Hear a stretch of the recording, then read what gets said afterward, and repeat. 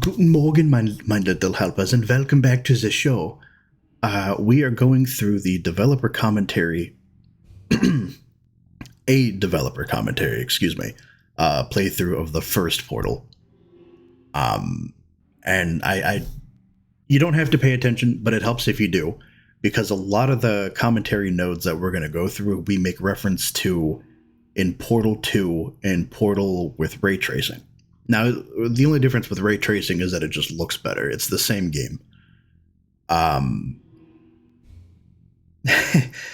I'm gonna have these bookmarked by test chambers, so that, you know, if you don't want to listen to the whole thing, you can skip it. Or if you just want to get to, you know, the gameplay aspect of it, you can do that too.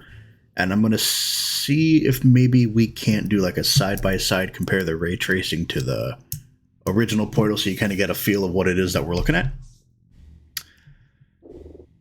And I'm going to do my best not to talk over the dialogue here, but I will comment it as we go through it. So this one may not be as like verbal from me. It may not be as entertaining as some of our previous curse-laden. But I still think it's an important. Oh, that's the other thing too. When you're in commentary mode, we're going to be invulnerable to damage, which frankly isn't going to matter if you play the game right, and achievements will not be awarded.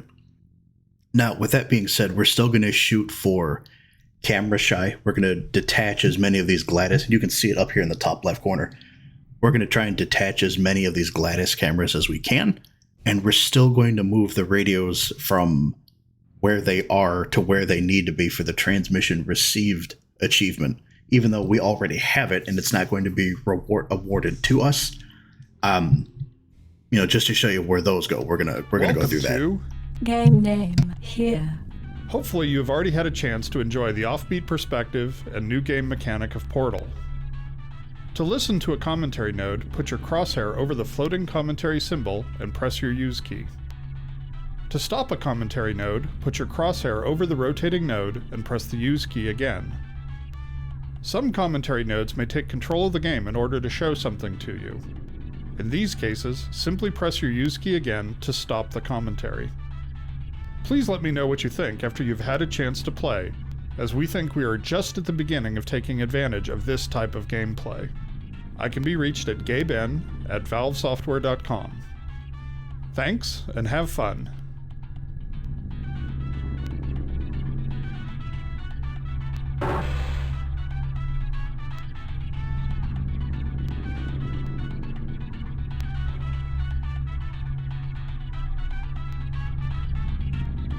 We're gonna wait for Gladys to go through her speech here before we click on any of these. So let's just take a look around the.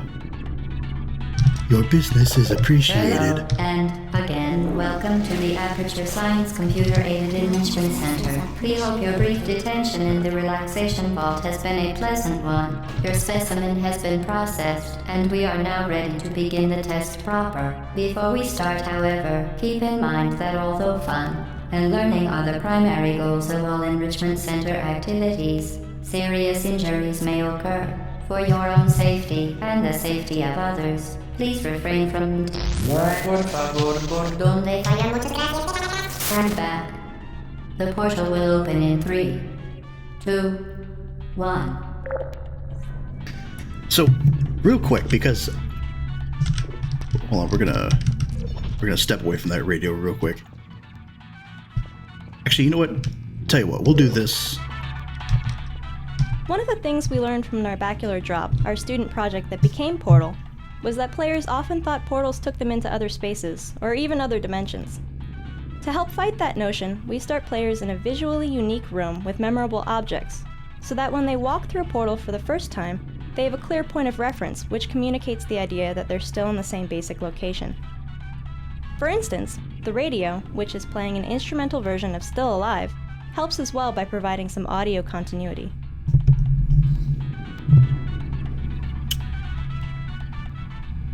It's absolutely critical that players quickly wrap their heads around what a portal is.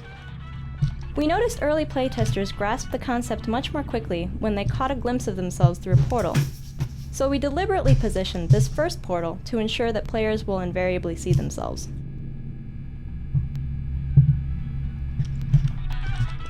Your business is appreciated. Your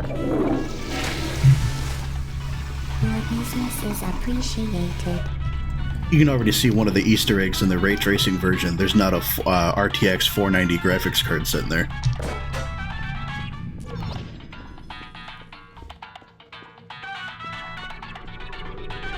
So we're going to want to set this right there for a minute.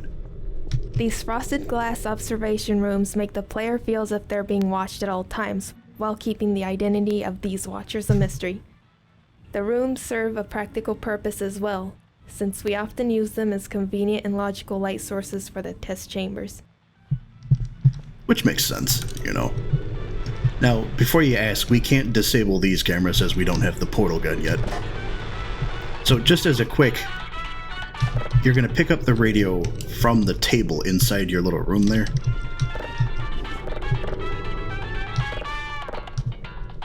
It helps if you're not standing on it. And you're going to drag it to the button. Portal is effectively an extended player training exercise.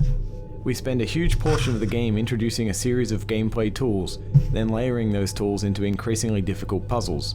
This layering starts here, where we train the button and box mechanic, before introducing the more complicated concept of portals. I will give them props too that they could have just made it an auditory node, but they also decided to give you subtitles with it. Excellent. Please proceed into the chamber lock after completing each test. First, however, note the incandescent particle field across the exit.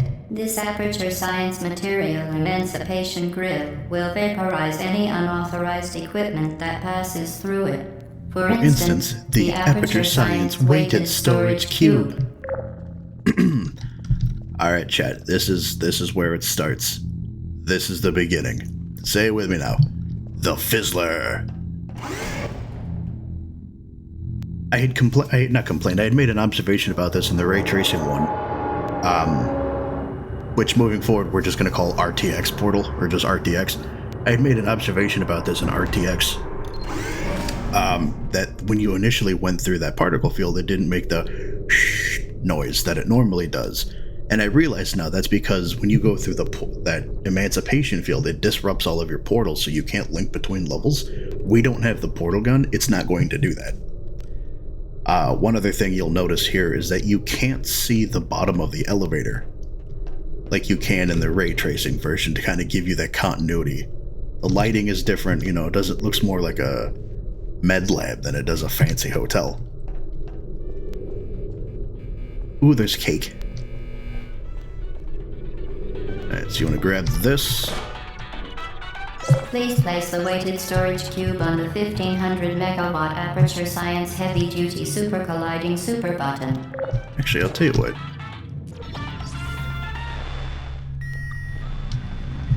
So you want to take the radio that's on top of the camera and put it right next to the door there.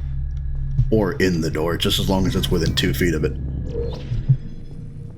We wanted players to feel safe while standing in a portal, so we never kill them or destroy objects within a portal that's closing.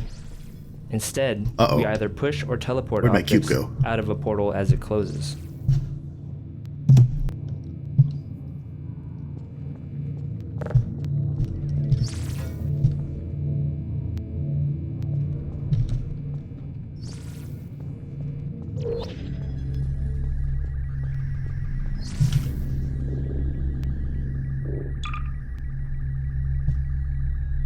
Oh, well,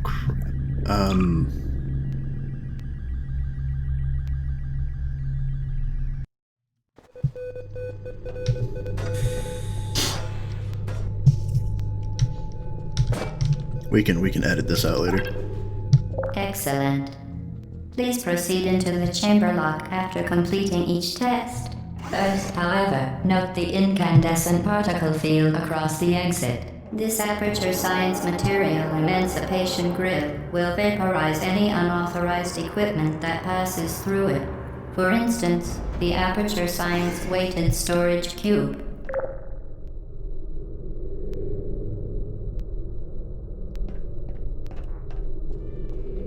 Cake. so we're gonna grab the radio here.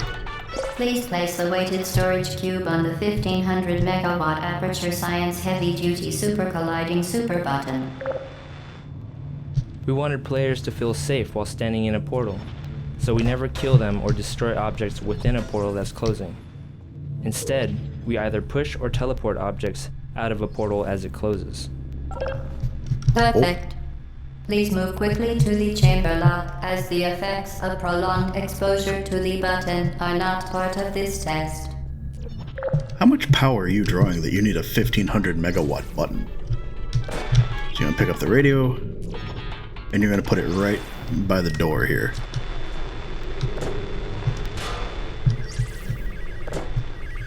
There you go. However, I'm gonna be honest with you. We're gonna drop this in here for a minute. Crap. Just because when you're trying to listen to that commentary node,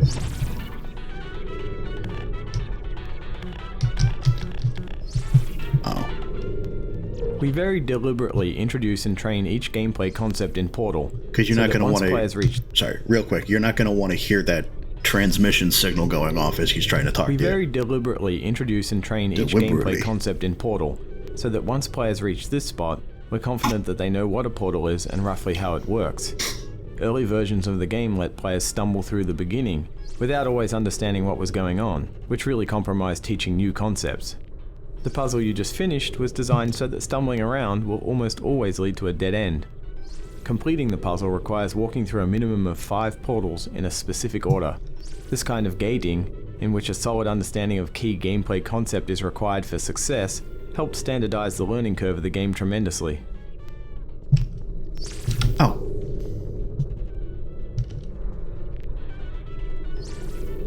What's funny is that they don't... The censors on YouTube at all, other media, they don't censor... I guess because it's an instrumental maybe, right? They don't censor the instrumental version of Still Alive. But the Still Alive song that they play at the end credits, I'm gonna have to mute that. Because that they censor. Well, I can't walk over the radio. We very deliberate... There we go. The Fizzler.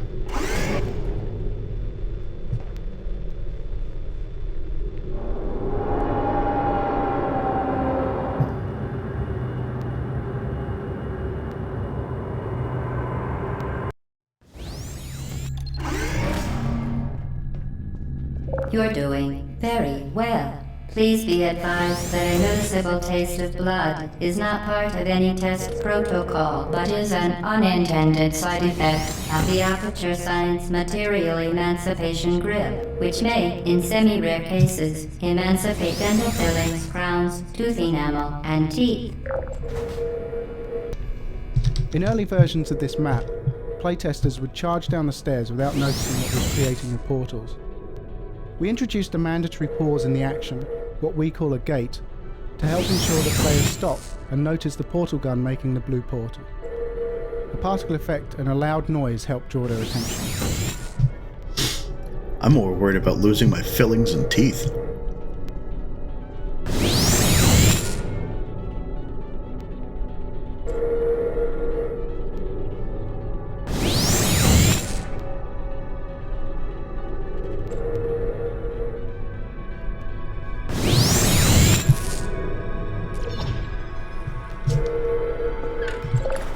Very good.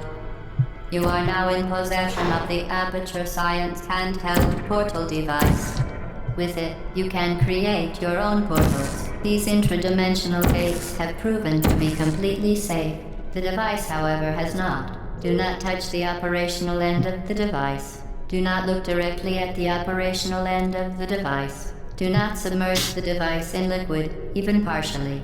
Most importantly, under no circumstances should you...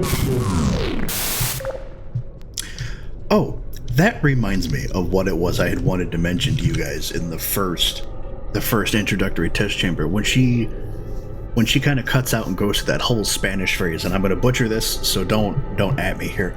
It's like, por favor, fallar, mucho gracias. I did a rough translation on it on DuckDuckGo, and it's like, many thanks, please to fail your testing or something like that. Let's see. So we're going to come back for that. Just because you want to destroy the cameras. Of all authorized activities, do not destroy vital testing apparatus. For your own safety, do not destroy vital testing apparatus.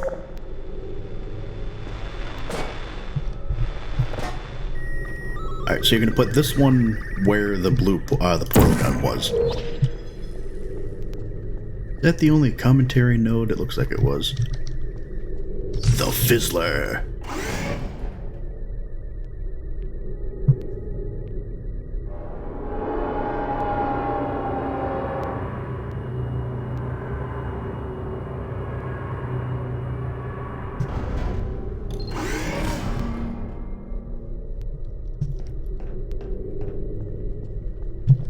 You know, we'd always be on the lookout for cameras. Please proceed to the chamber lock. Mind the gap. Vital testing apparatus destroyed. This room was designed to make players understand that entrance and exit portals aren't tied to the color of the portal. Playtesters often assumed that orange portals were exit only, so we created this puzzle to force players to enter an orange portal. Oh wait, isn't the radio in the middle? When rendering the player's view it's through up a there. portal, we must render a separate image using a virtual camera which looks out of the opposite portal. To obtain a correct image and efficient rendering performance, we render only what is visible through the limited field of view of the opposite portal and exclude objects which lie between the virtual camera and the plane of the opposite portal.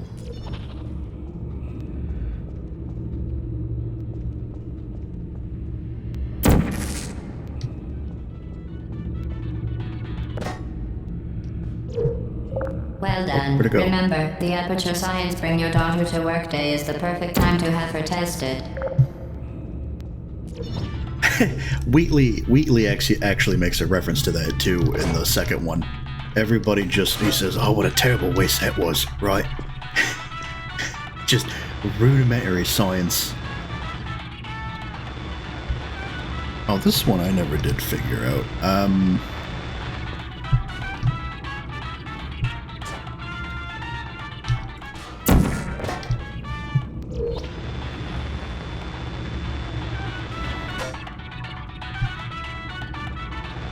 Because you hear it. It's supposed to be like right here somewhere, I think.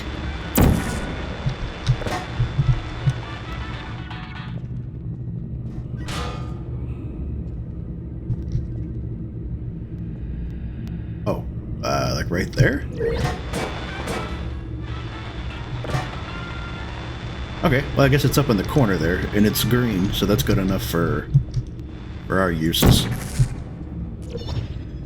So that's going to be through the orange portal and like up on that corner there. The combination of portal-destroying fields, which we call Fizzlers, and the Fizzler! elevators serve a dual purpose. They provide a clearly identifiable endpoint for each test chamber, while also addressing the more practical problem of how to keep players from portaling across level loads. See? We eventually integrated the Fizzlers into several of our puzzle designs. The Fizzler! Now you understand, I'm not just cracked out of my head. Well, I might still be cracked out of my head, but at least now that's a basis in reality.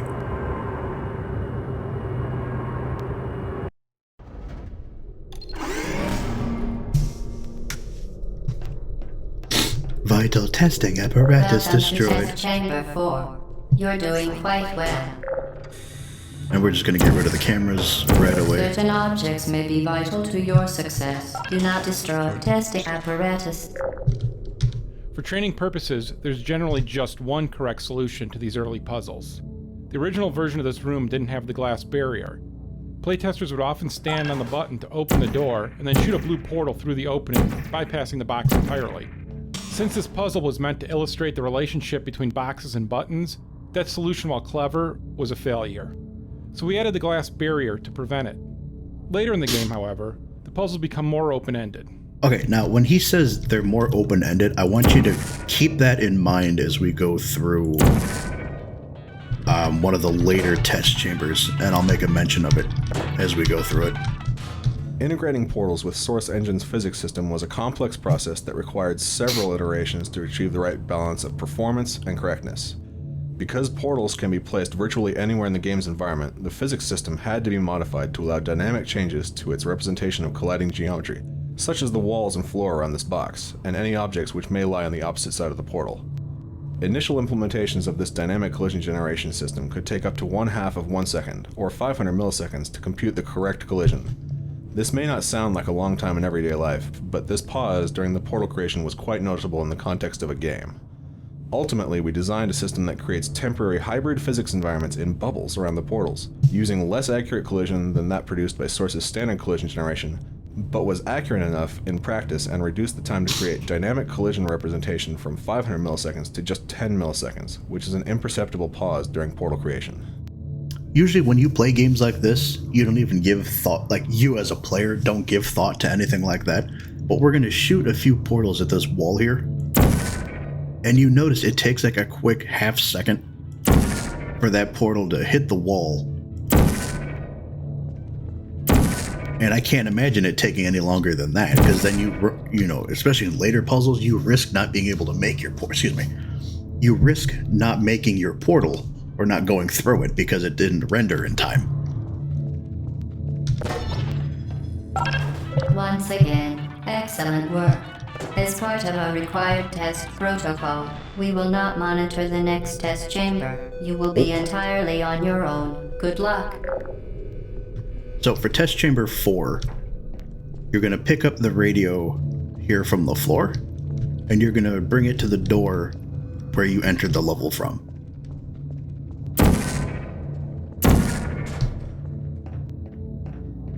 And yes, chat, it's mandatory we say this every time. The Fizzler. Fizzing Riot. Fizztacular. Fizzlemanjaro. Fizzing Spree. Over Fizz. Red team has the Fizzler. 3 fizzles left. Vital testing apparatus destroyed. Early versions of Portal featured more detailed, cluttered testing environments, apparatus much like destroyed. Half-Life 2. Sorry, let's try that Early again. versions of Portal featured more detailed, cluttered environments, much like Half-Life 2. We quickly realized that unnecessary objects scattered all over the place distracted players to the point where it actually interfered with the Portal training process. So we simplified the art style to favor clean, focused test chambers. The modular approach we settled on makes it look plausible that the chambers can reform dynamically on these pistons.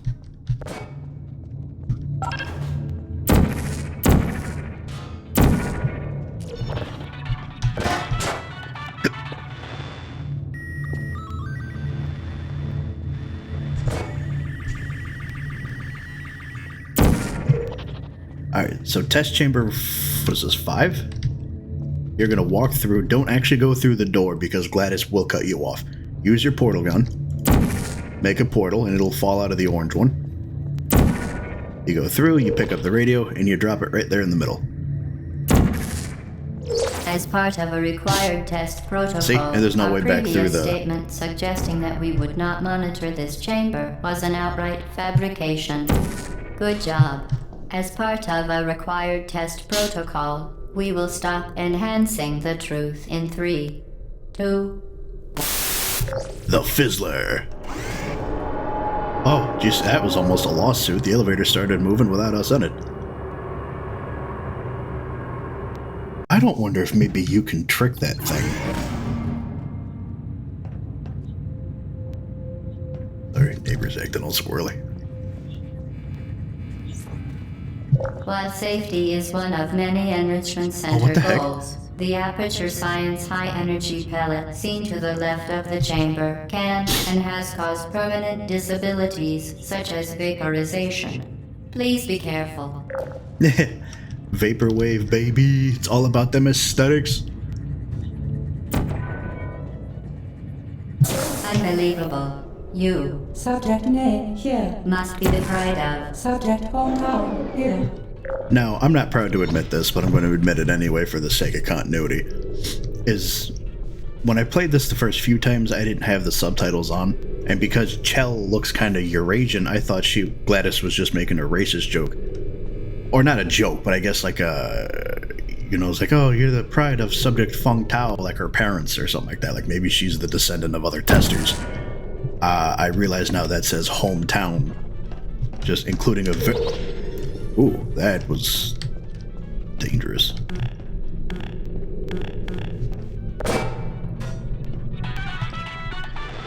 Oh, alright, we're gonna put this on the lift here.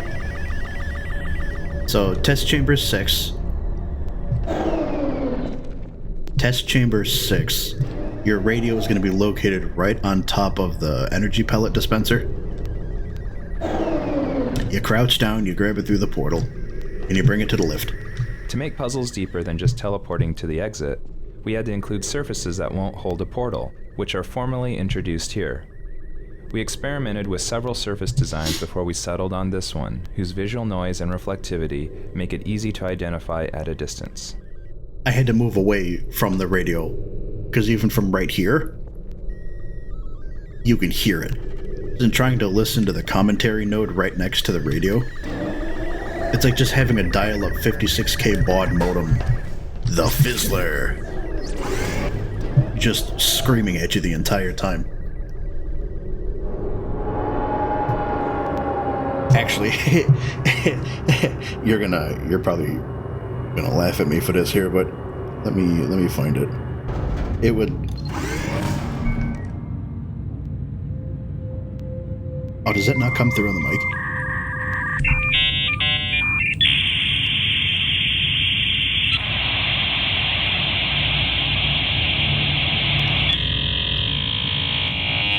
Yeah, like that. I have that set as my ringtone. Cause you know me. And it's like having that just in your ear the entire time. Alright. Warning Where are the devices cameras? are required on all mobile equipment. However, alarms and flashing hazard lights have been found to agitate the high energy pellet and have therefore been disabled for your safety.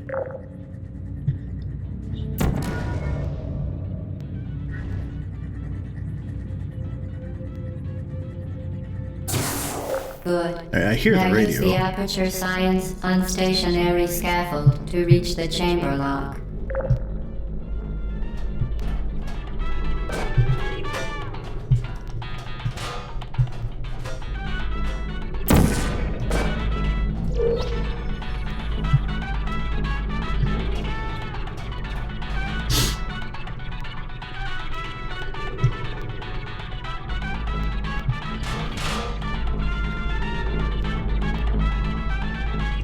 We just gotta find out where it goes. Originally, these scaffolds ran on electrified tracks, but crafty playtesters would hop along the rails to the exit, bypassing the puzzle entirely. We tried to solve this by killing players as soon as they touched the rails. That solution ended up being too much of an overcorrection, as even skilled playtesters were getting frustrated by these one-hit kills in the more complex puzzles later As in the one game. does. Making the scaffolds run along immaterial beams of light solved both problems.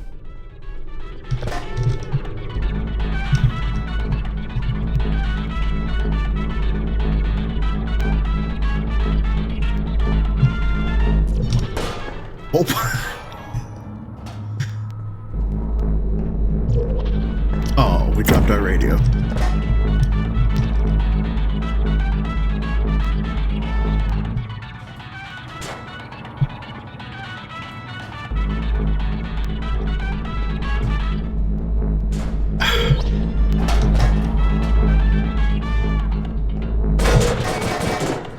Originally, these scaffolds ran... Oh. Where's this supposed to go?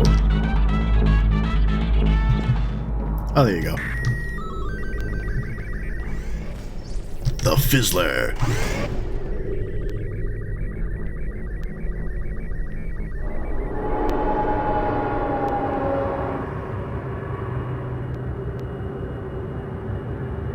The cooler ground is mixing with the warmer atmosphere, and it's getting real foggy out, like Silent Hill outside. Please note that we have added a consequence for failure. Any contact with the chamber floor will result in an unsatisfactory mark on your official testing record, followed by death. Good luck. So just this chamber alone, look at how this looks in regular Portal versus the dynamic ray tracing version. Even though layering player training was a design goal from the start, we still ended up introducing some concepts too quickly. For instance, this used to be the first energy ball redirection puzzle. Playtesting revealed that this puzzle introduced too many new concepts at once, which ended up frustrating a lot of playtesters. In response, we inserted 2 test chambers before this one to make the energy ball redirection training more gradual. Which is fair, because if you're going to introduce something that's complex, or maybe complex at the time, because this is like a brand new style of gameplay, you want to ease your way into it, Where is the... Oh, the radio's right there.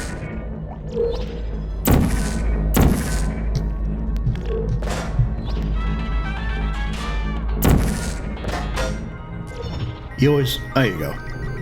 So, test chamber 8. Orange portal. Shoot the blue one, grab it from the track, and then take it all the way back to the entrance over there. We previously talked about how we handle static portal collision, but collision with moving objects on the other side of a portal is a completely different and equally hard problem. Walking onto this scaffold was a very iffy so you can still hear the radio. First few months of development. We solved the problem of colliding with these dynamic objects by cloning the objects from one portal to the other and strictly controlling Very what objects are impressive. allowed to Please collide. note that any appearance of danger is merely a device to enhance your testing experience. The Fizzler.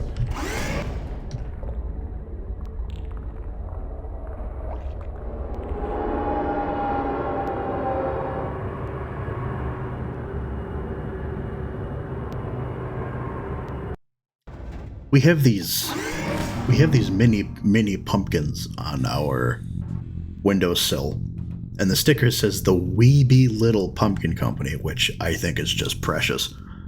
And we bought them late September, and of the 6 that we bought, 3 of them are still surviving. And I'm going to say this again: we bought this late September. It is now December 26th. And even with the heat from the apartment and the 14 degrees that it was outside, I don't know if they're coated in wax. I don't know if we just overpaid for fake pumpkins. But of the 6 we bought, 3 of them, and they're so round and fat, and they would make perfect squishmallows. Right. The Enrichment Center regrets to inform you that this next test is impossible. Make no attempt to solve it. So we're going to sit through these here real quick. For the first 2 months of development, we rendered the views through portals to 2 off-screen textures. This approach was easy to implement and was compatible with a wide range of graphics hardware.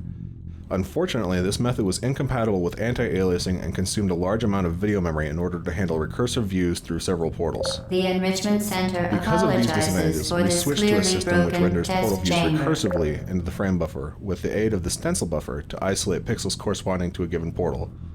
This is a more effective scheme because it is compatible with anti-aliasing and does not consume any additional video memory for off-screen textures.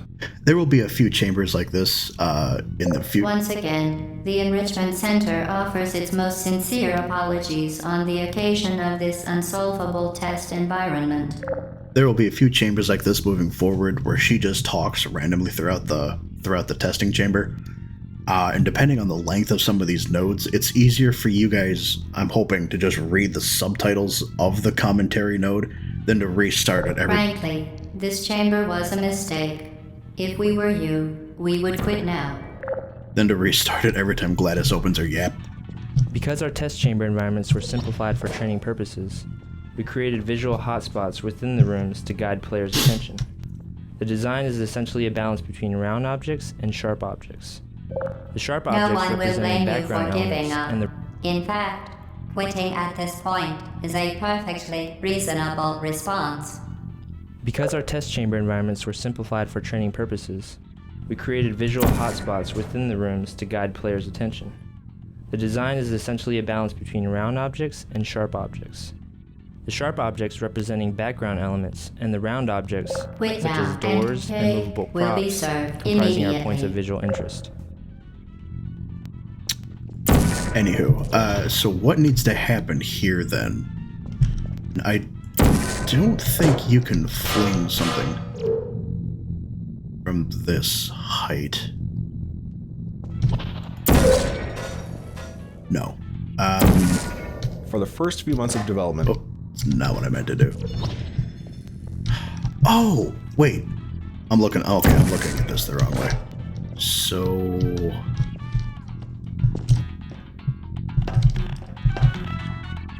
Oh no. Am I not close enough? I don't want to emancipate the cube.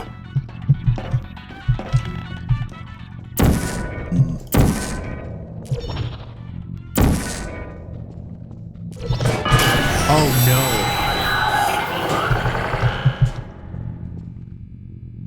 What the hell was that? Just vaporized a radio. I've never heard it made. I've been playing this game for years. I've never once heard it make that sound before. Okay, well now for the sake of science, we have to test that again. Oh, we really should start saving these at the beginning of every test chamber.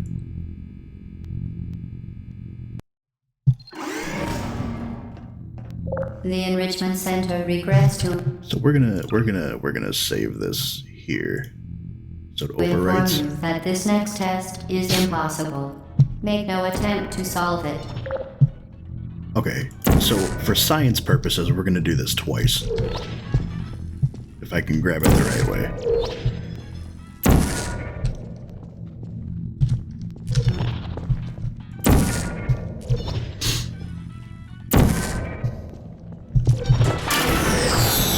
The Enrichment Center apologizes for this clearly broken test chamber. Okay, so she kind of talked over it, but it did do it again. See, now, why is it calling this test chamber 8?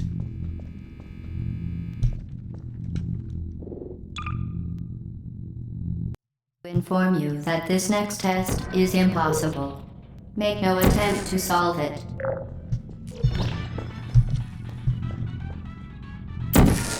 Tell you what, maybe it helps if we do it from the other side. That's something I can I still reach the radio from there? No. Because I don't want to vaporize the radio. Ooh, okay. The Enrichment Center apologizes for this clearly broken test chamber.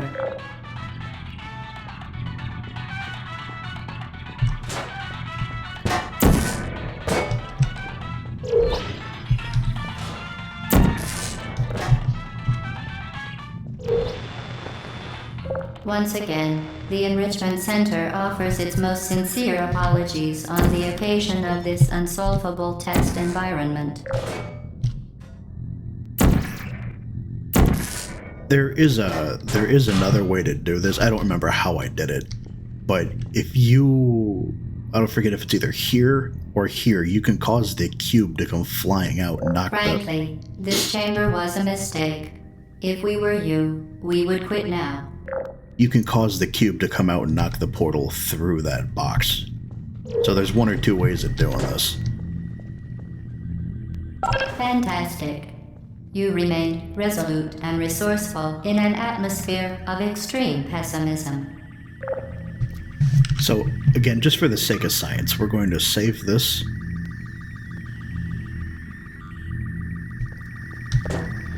We're going to see if it does it again.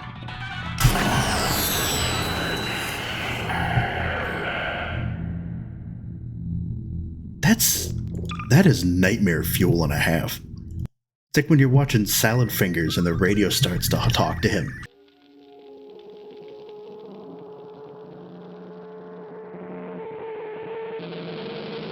Oh, what a hideous sound. Fizzler! We didn't say it when we went through that one. Double Fizzler! The Fizzler. Yes, even if it's not the Fizzler at the end of the level, you still have to say it. And we're going to carry this well into Portal 2. Which, if I did the timing right, and granted I screwed up a few times, the rough general playtime for that is like 6.5 hours. But we're going to break that into like chamber or hour-long segments.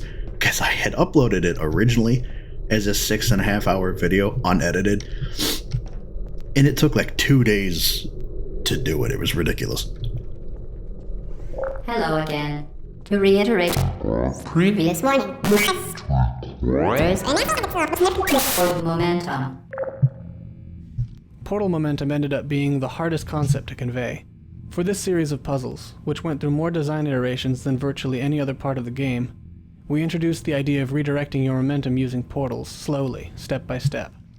We even have the AI voice pretty explicitly explain the elements of the puzzle, something we avoided throughout most of the rest of the game. Oh, I'm out of coffee.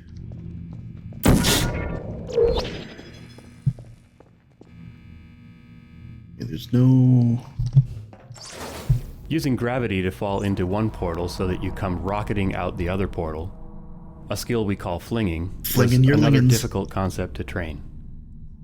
We designed a specific visual cue, a pushed-out concrete block with checkerboard tile above a pit, to indicate to players that it's time to use the fling maneuver. Repeated several times, this cue helps players associate pushed-out concrete slabs with flinging, in much the same way that players learn to associate cubes with buttons. So that actually has the opposite effect on me, because sometimes you see this and you just think, oh, maybe that's just a design.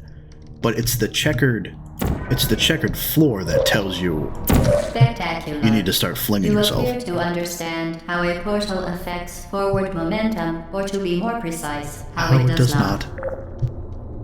Get ready to fling yourself. Fling into space. Originally, these exit portal surfaces were static geometry in the final position, but playtesters stubbornly refused to look up to find them. This is another example of the classic game design problem of coaxing players to look up. Real quick, and I know you can just hear the radio in the background, I'll tell you, I'm let him finish. By putting the portals on moving pistons, we were able to start them in a position that players were more likely to see. I want to touch on that real quick, because Blizzard, I think, with World of Warcraft, let me say the whole word here. It's like a Tribe Called Quest, you say the whole thing. I think Warcraft has had a real problem with that in the past, especially in War Within and Legion.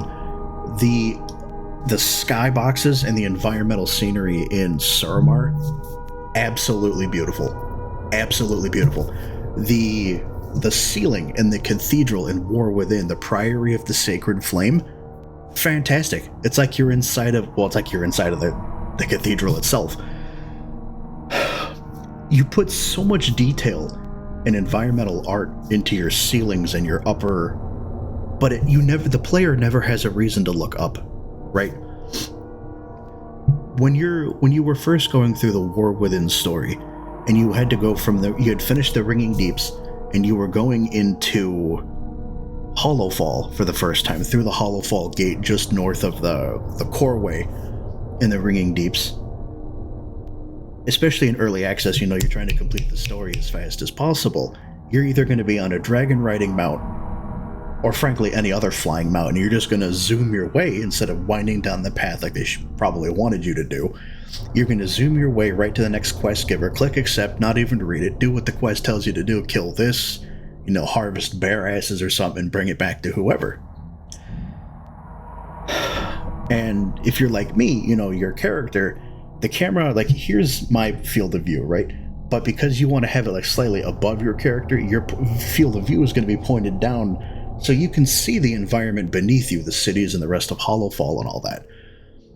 But if you were to do it the right way and you snake your way through that path to that quest giver, like when you first in Shadowlands, when you first zone into Ardenweald, and the first thing you see is this magnificent sapphire blue, just the giant tree, and it blows me away every time I zone into that from the flight path. You were supposed to follow the path down to the quest giver. Belidar's crystal, up there on the left, should have been the first thing that you see. It wasn't until about a half hour in, when it changed colors from light to dark, that I realized that there was even a crystal there to begin with. And if you had more reason to have if you gave your players more reason to look up, I really think that your detail and artwork in your ceilings and skyboxes would go more appreciated. Okay, I hear... There it is.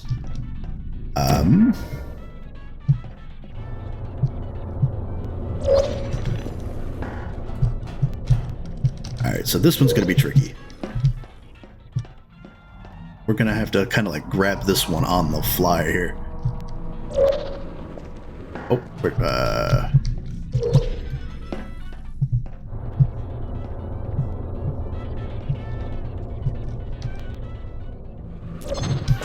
Hey, alright.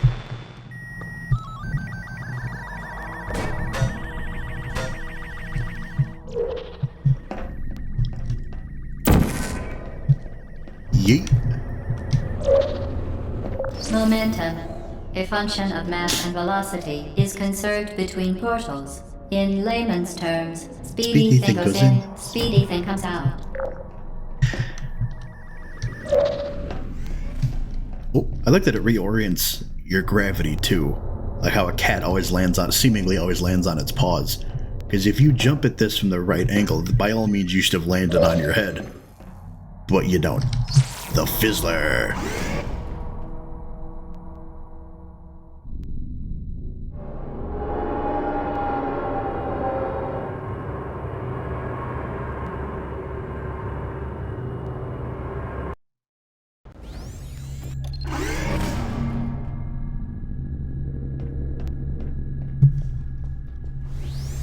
The Enrichment Center promises to always provide a safe testing environment.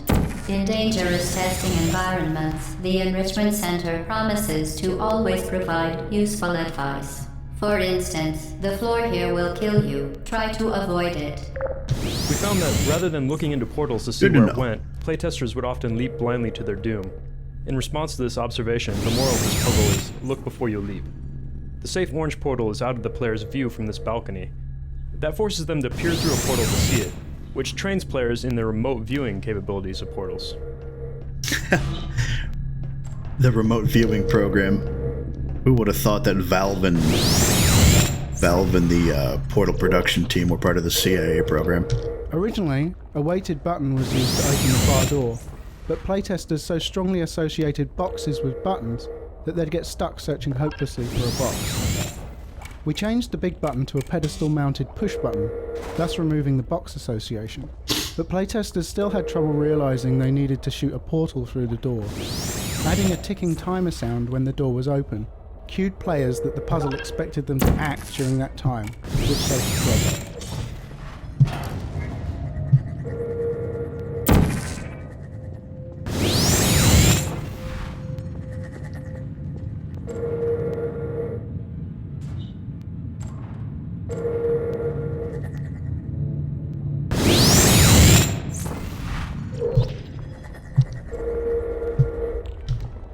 This room is designed to build anticipation for the big moment when players finally get the fully powered portal gun.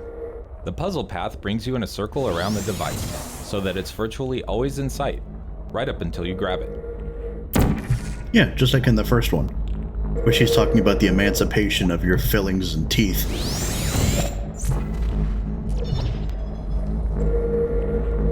Now, I'm not going to forget this time, because in my excitement to grab the portal, The device has been modified so that it can now manufacture two linked portals at once. As part of an optional test protocol, we are pleased to present an amusing fact. The device is now more valuable than the organs and combined incomes of everyone in Subject Feng Tao here. See, again, I thought she said she was Feng Tao. You know, like everything in this portal gun is worth more than my being. So I was gonna say, prior to her speech there, that I'm not gonna forget to shoot the portal and press the button this time, as I have done in playthroughs past. But if it's like the first one, I'm going to assume this has to go where the portal gun was. Yeah, that seems to be the...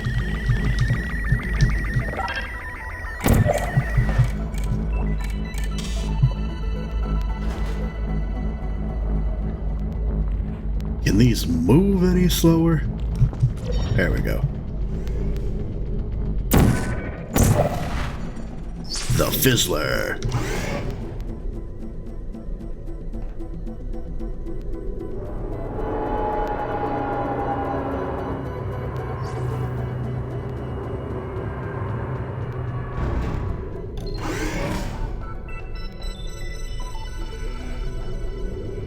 Player training doesn't always stick. Get repeated, fling yourself. Fling into space. Player training doesn't always stick, especially after the introduction of a big new concept. For instance, after they had acquired the fully powered portal device, playtesters often forgot about the fling maneuver. Since it's such an important skill, this puzzle is designed to reintroduce the idea of flinging. Okay, so we're on test chamber 12. You picked up the orange portal gun, or the other half of it, on test chamber 11, and I think you had to fling yourself in test chamber 10. So unless you're that excited to just portals, like, unless you're that excited, how do you forget about something you just did less than 2 chambers ago?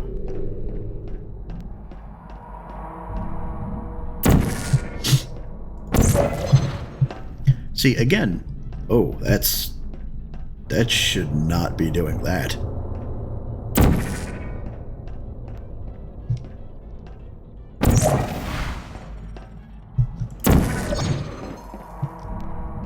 So we're going to complete this here real quick, and then I'll show you where this radio is, because this one took me a minute to find on my first playthrough. Oh. Helps if I redo the portals here.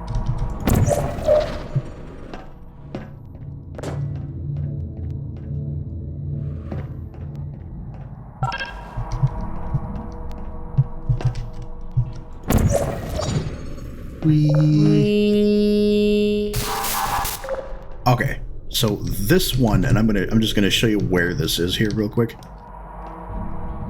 Your radio is right there. Now, for the life of me, I thought maybe we have to come out through here. Maybe it's got something to do with this. No, I'm gonna tell you exactly how this needs to be done here. Obviously, that's why you're watching the video, right? Oh, we yeeted the button. Excellent. All right. So we just need to flingin' our lingen.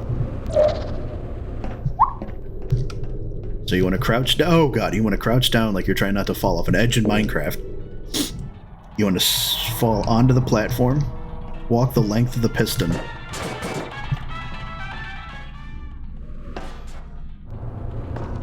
And then it's just a matter of trying to figure out where it goes.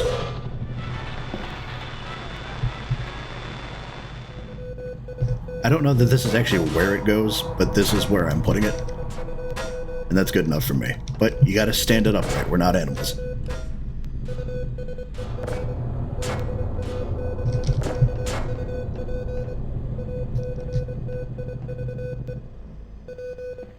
Close enough.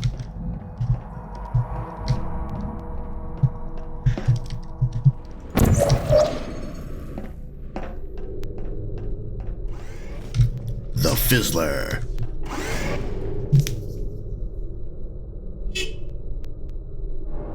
You mind? I'm walking here. I don't know if the microphone picked that up. Some guy honked his horn outside.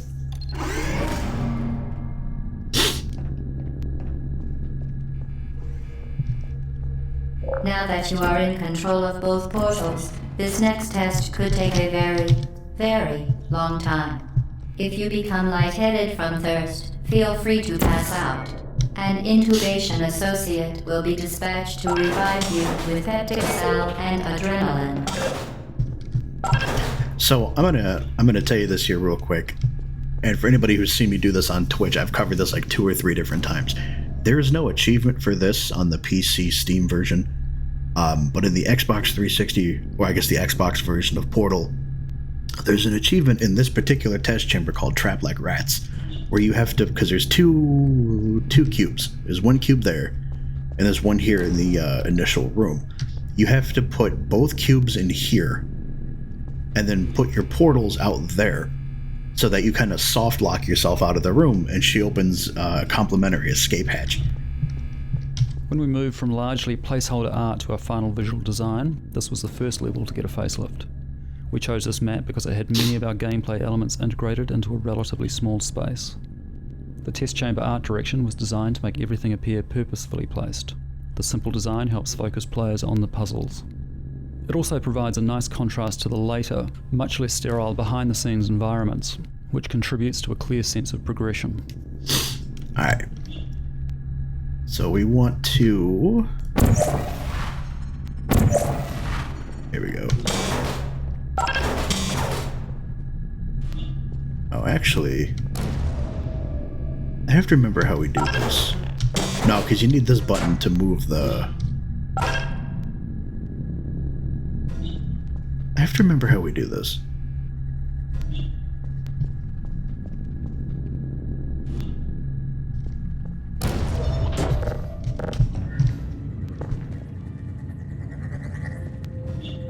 Oh, it's always the energy pellet. I never remember the energy pellet.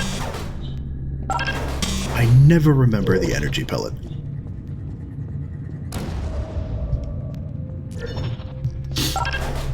It's always in this chamber. I never remember that energy pellet. Never.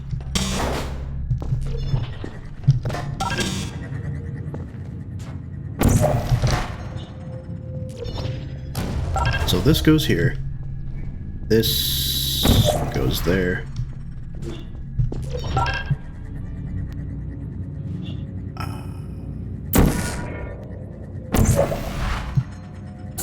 There you go.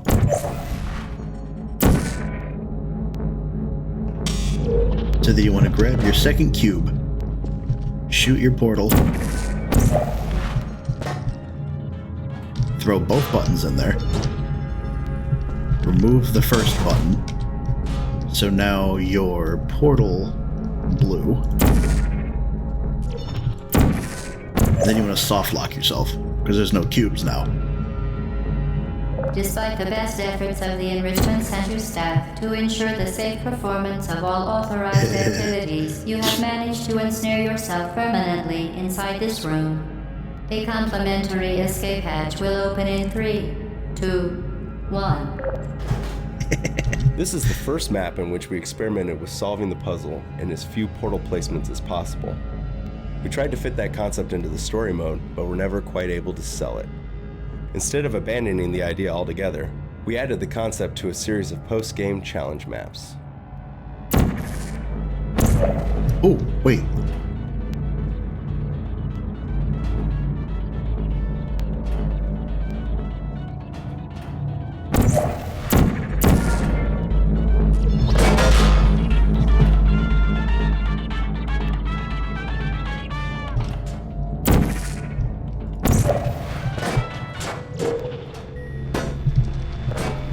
You hear it, right? So we're getting close. Nope.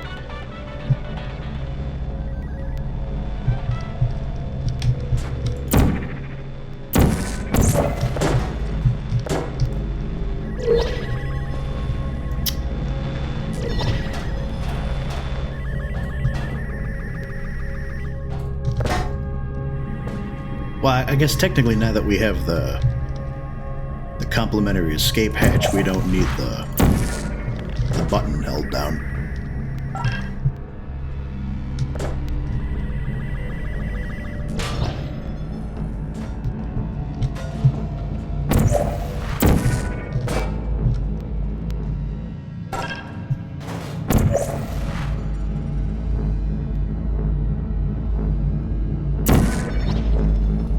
Problem solved.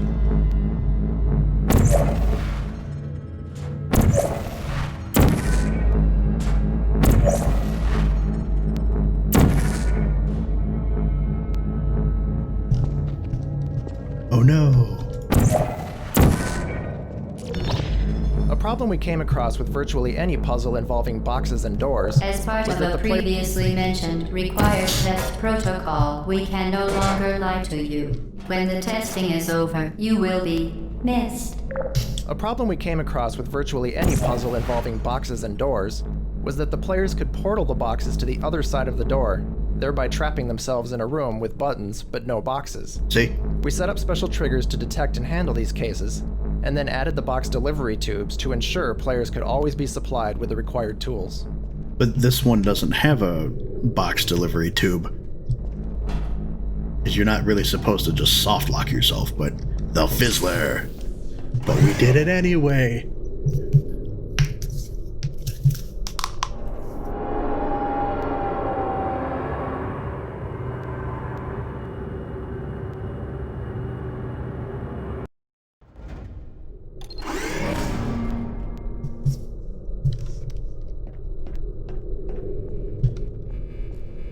A few playtesters put a portal on the floor here, and used the rising stair pit to skip the rest of the puzzle.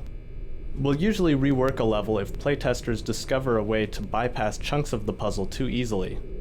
But in this and a few other cases where skipping ahead arguably takes more skill than solving the puzzle properly, we let the ninja solution stand. So this here is the puzzle. This is test chamber 14. This is what I was talking about earlier, how they said the puzzle, in future levels, the play is going to be more open-ended, but in the first one they had to add that glass barrier so you couldn't just portal and bypass the box completely. I'm going to show you exactly what it is that he's All talking subjects about. intending to handle high-energy gamma-leaking portal technology must be informed that they may be informed of applicable regulatory compliance issues. No further compliance information is required or will be provided, and you are an excellent test subject. So I'm going to show you exactly what he's talking about. If you place an exit portal there,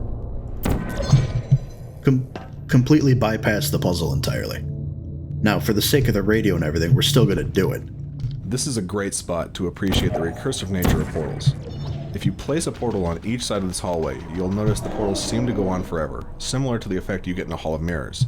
In actuality, we support a maximum of 9 recursive portal views down any chain of portals. We achieve the impression of infinite recursion by copying part of the previously rendered frame onto the final portal in the recursive chain. It's not perfect, but it's inexpensive and effective. So when the staircase disappears, we're going to need to fling ourselves.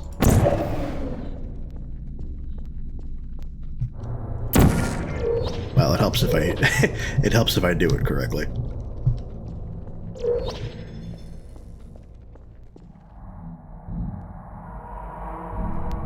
Pardon me. We designed this room to draw the player's eyes to the box. The light from the observation room casts horizontal shadows that point at the box, which is directly lit by a warm light from the ceiling. This warm light helps the box stand out against the predominantly cool test chamber lighting. The varying size squares of the off-limit surface also help direct the player's attention upward.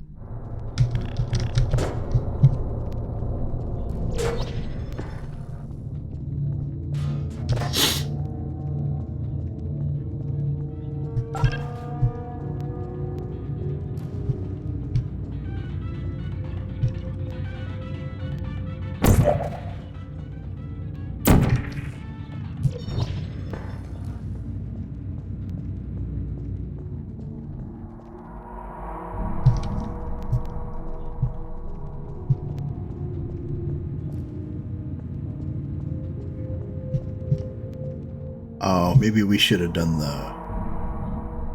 Because you need to be able to fling yourself, but if the staircase won't go down, there's really no need for... Well, maybe we can still do it. Yeah, no.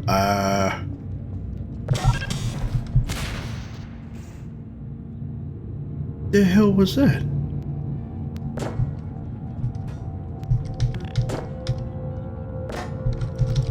Wait, is the...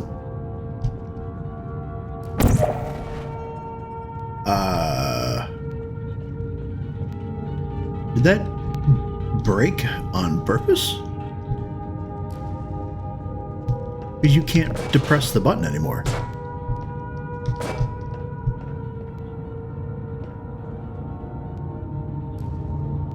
Alright, well hold up. Now we gotta redo this for science here. All subjects intending to handle high-energy gamma leaking So we're gonna portal grab the radio technology first. must be informed that they may be informed of applicable regulatory compliance issues. No further compliance information is required or will be provided, and you are an excellent test subject. Okay, so the button works as intended. We're gonna grab the radio first.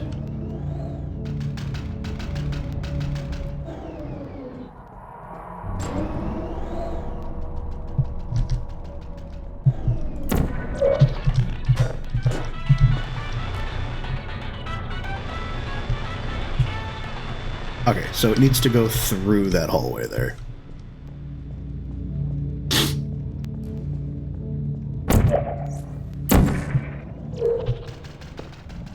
So we need to grab our button. We need to fling in our lingans.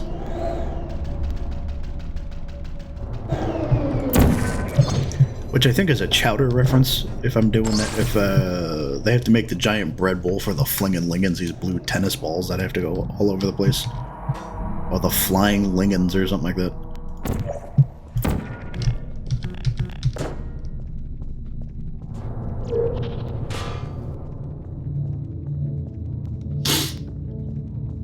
The radio's still over there? Okay. So what happened?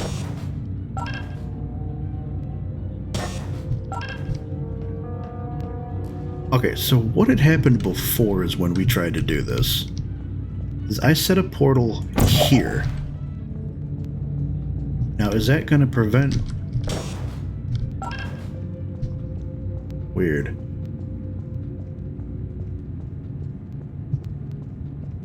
So you walked up the stairs, and the stairs no longer disappear because you have the cube, you don't need to fling yourself. But we tried to do it anyway at the bottom of the staircase, so...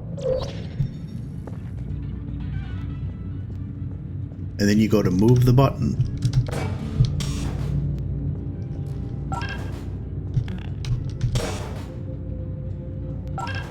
Yeah, I don't know what that was about. Because it sounded like something had exploded. And then for whatever reason you couldn't work the button anymore. That's the first I've seen that. Oh, let's not stand on the radio. Let's not stand on the radio.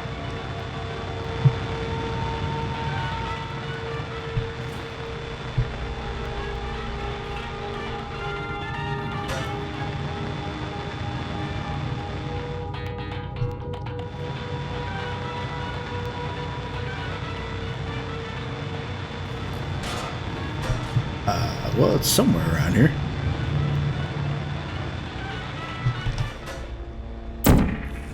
So, when you look at my playthrough of the RTX version, I had asked, you know, I don't recall if the original level had platforms, but I guess they do. But with the portal gun, I'm not really sure why you would need the platforms.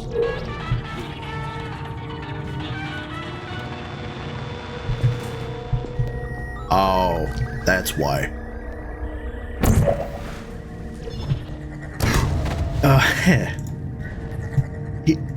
Chat, he was just talking about look before you leap, and then here I am not looking through portals. Okay, well that would explain why they have these then. Aha! No. The floor here will kill you. Try not to die. Alright.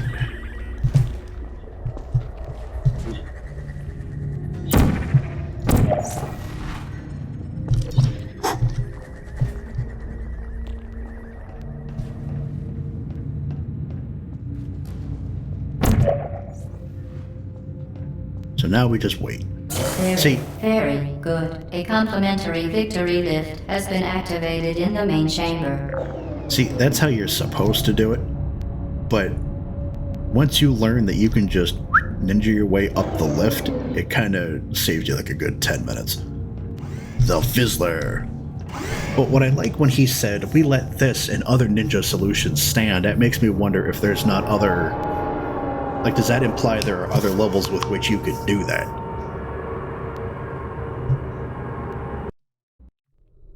The whole thing looked like dry ice outside. The Enrichment Center is committed to the well-being of all participants. Cake and grief counseling will be available at the conclusion of the test. Thank you for helping us help you help us all. Oh, is she saying brief counseling or grief counseling? This particular section went through several iterations because it's the first place where players are required to perform possibly the trickiest portal maneuver, the double fling. Originally, the room also featured an energy ball redirection puzzle. Combined with a new double fling skill, however, it proved to be too much for most playtesters. Oh, what? Overwhelmed players tend to not digest new information, so we simplified the puzzle to require only the double fling. To nudge players in the right direction, we also included visual hints, such as the previously introduced single fling theme, the pushed-out concrete slab with the checkerboard landing zone.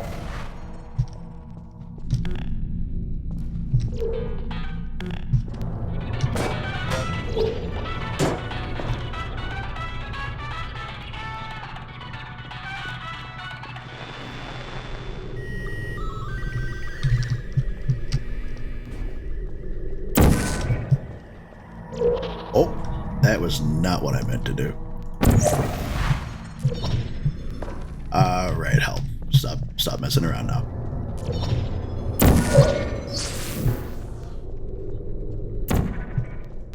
Vital testing apparatus destroyed. The big Fizzler.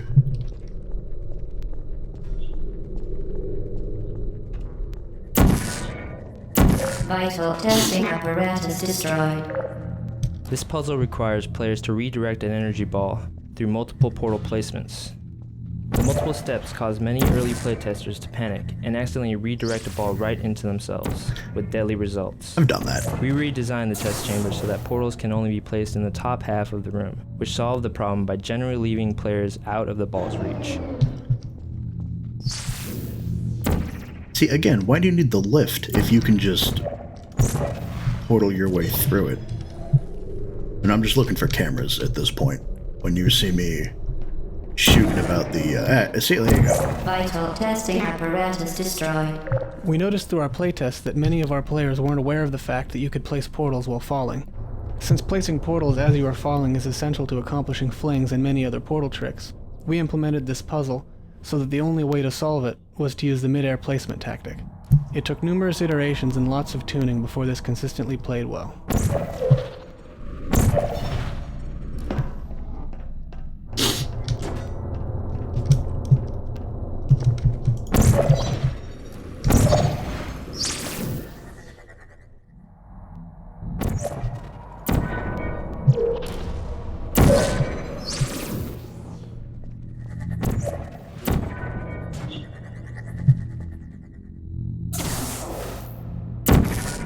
Perhaps the most important purpose of this final test chamber is to cement the double fling maneuver training.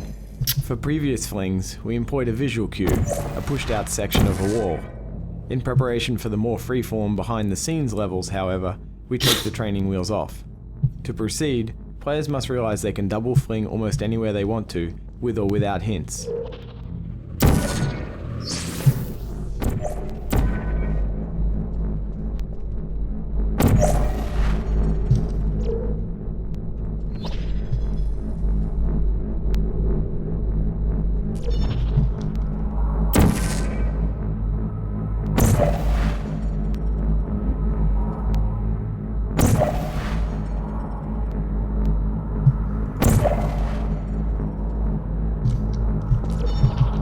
Crap. Invulnerable to damage, and yet you're still killed by the toxins.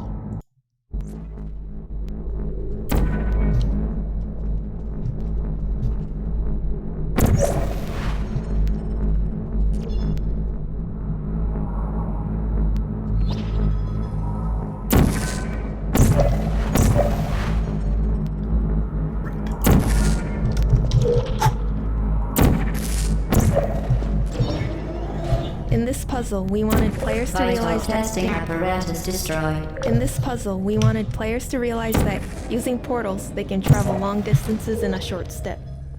Originally, we had stairs from the ground level to the upper rooms. Many playtesters, however, were able to run from one room to the other quickly enough to consider it a solution, without ever thinking to use the even easier portal method. By changing the stairs to very slow-moving lifts, we were able to level the travel time for all player experience levels, thus making the intended solution more clear. Oh yeah, what is it they say? The KISS method, keep it simple, stupid. You know that or Occam's razor or something like that. That the most straightforward solution is sometimes the easiest one.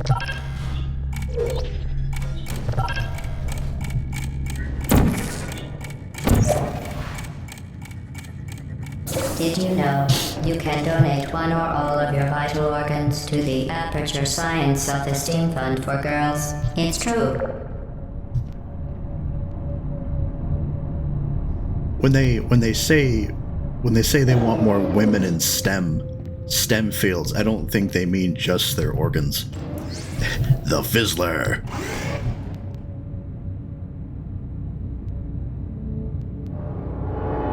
Janet here happens to have the kidney of a 23-year-old radiologist from Kent, Iowa.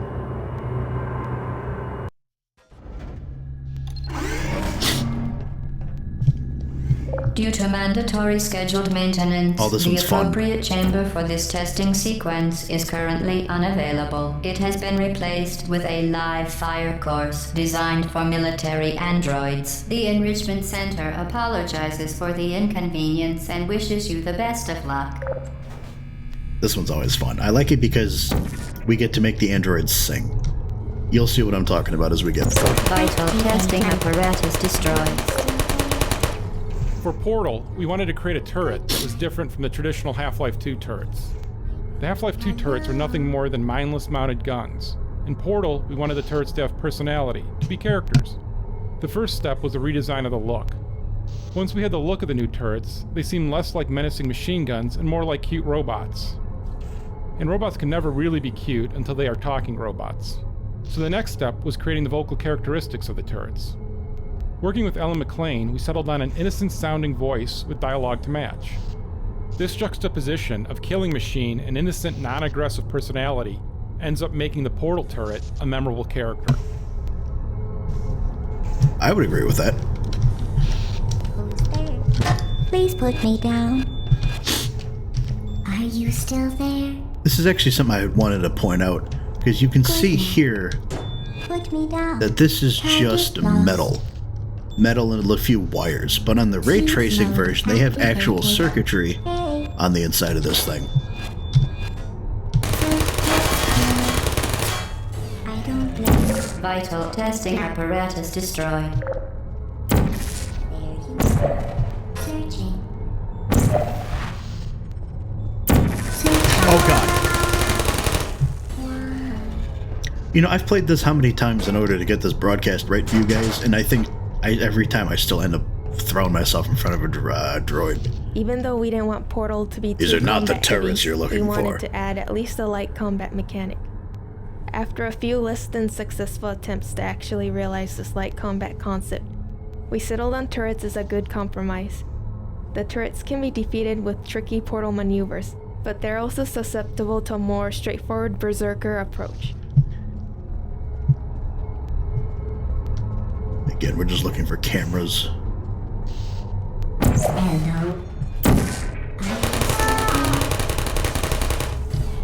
This is a good test chamber to tell you this, because again, we can't receive achievements in commentary mode. One of the achievements is to kill a turret with another turret. Vital testing apparatus destroyed.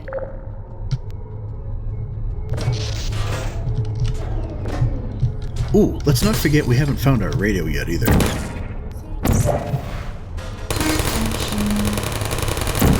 Who's there?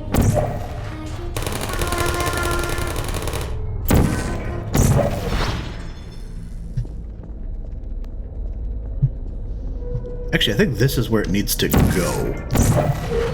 But we find it in another room.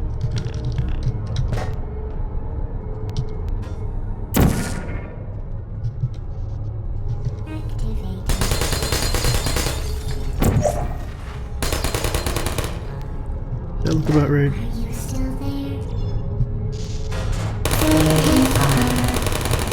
Shutting down. Will you come in? Starting lost. Leave it to me to get shot with another turret through a portal. Sentry mode activated.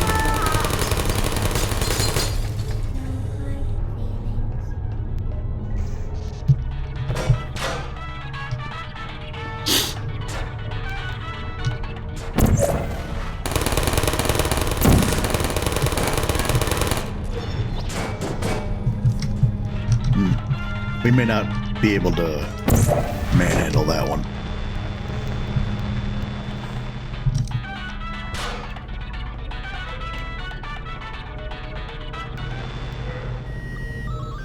Oh. Leave that there for a second. I didn't realize that was Even there. though Portal tells a simple story, we created a lot of backstory. For Aperture Science, for its employees, for its rivalry with the hated Black Mesa, and for where all of this fits into the cosmology of Half-Life. This first Portal game doesn't reveal all of it, but we crammed a lot of little details into the environments. This area, for instance, called the Ratman Den, hints that there may be other people trapped in the facility.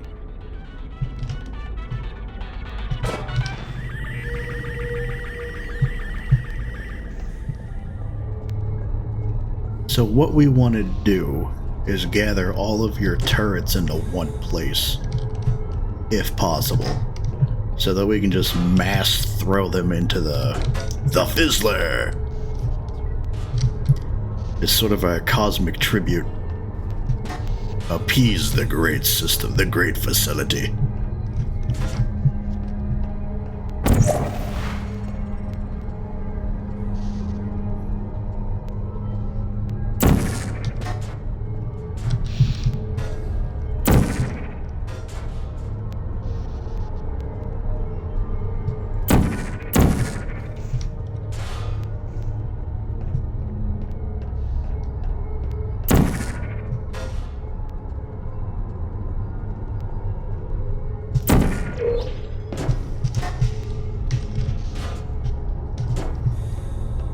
I personally also want to see what happens when they sing all at once.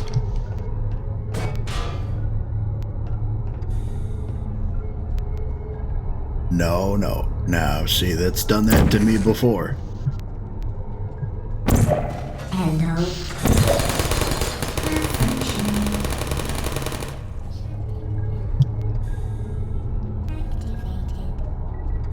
Stop shooting.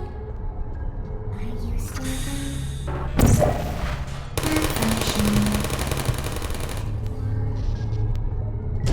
Who are you?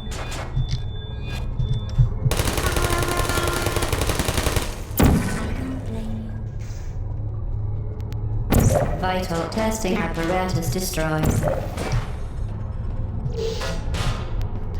Just add them to the pile like some sort of cosmic pyre.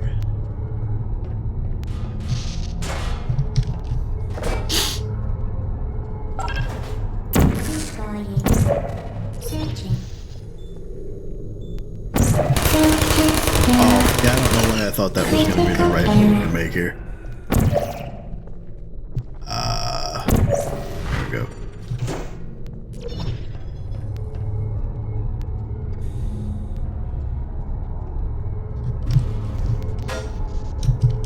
Uh-oh. Oh, I'm stuck.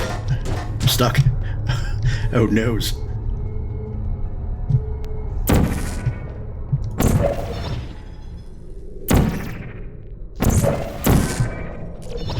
Uh-oh.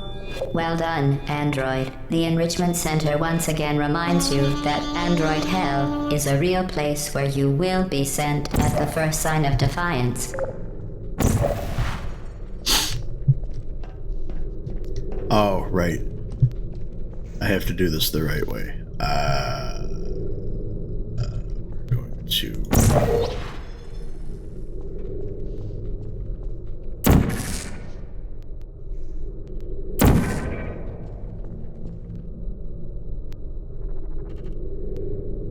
Oh, right.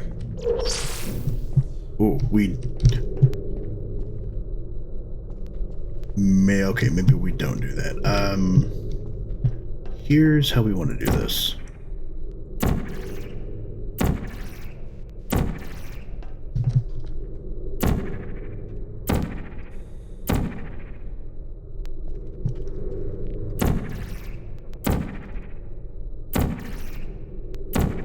There we go. I was gonna say, I know it's let me do that once before. So we want to just...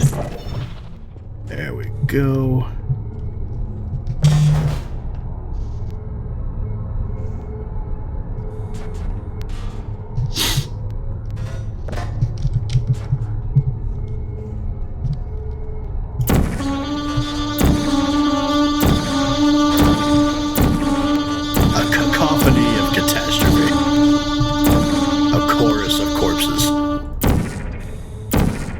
Could not be happier for my children.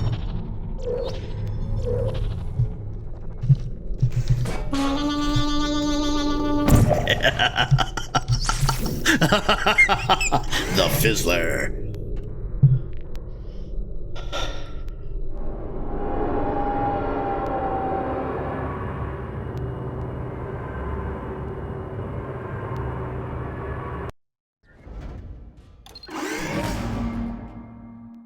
Alright, moving forward. Oh, is this the companion cube? The vital apparatus vent will deliver a weighted companion cube in 3, 2, 1. I've got you, my This darling. weighted companion cube will accompany you through the test chamber. Please take care of it.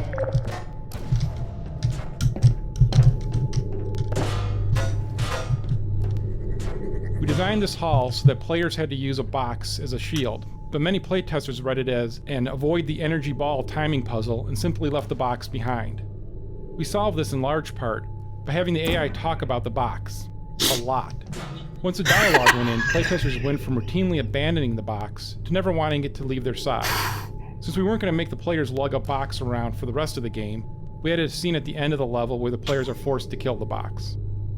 Well, spoilers if you haven't played, but the energy pellet just a ping right off the cube. The symptoms most commonly produced by enrichment center testing are superstition, perceiving inanimate objects as alive, and hallucinations. The enrichment center reminds you that the weighted companion cube will never threaten to stab you and, in fact, cannot speak.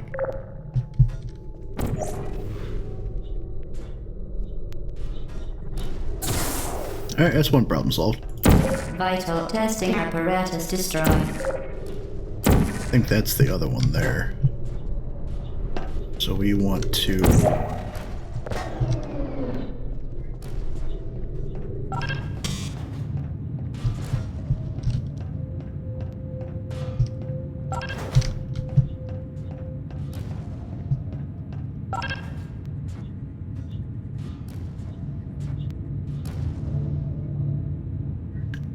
Did I use the wrong pellet?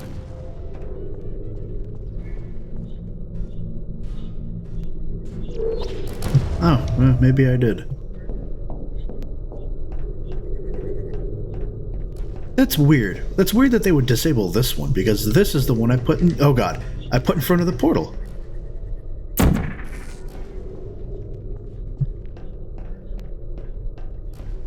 Well, you make do with what you got.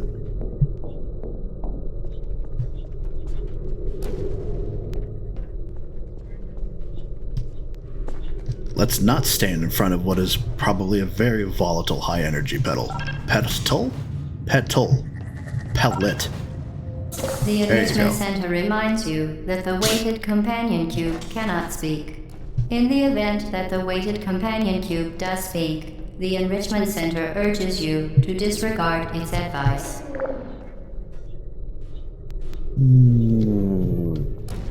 I almost forgot about the radio.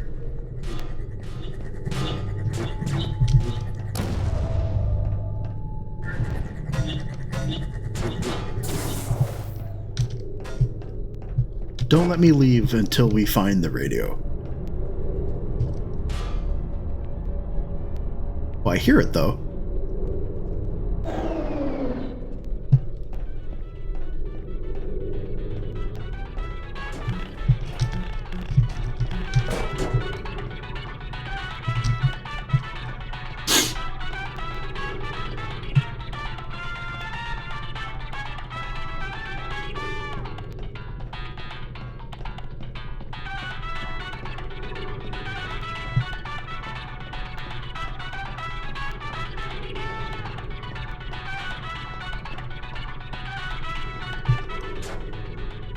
Vital testing apparatus destroyed.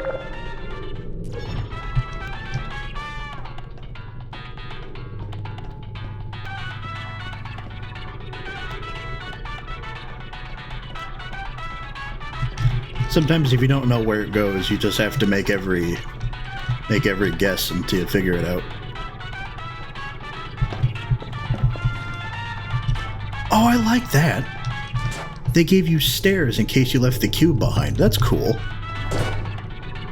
Because yes, it had occurred to me I left the cube behind, and there's no surface to put a portal on.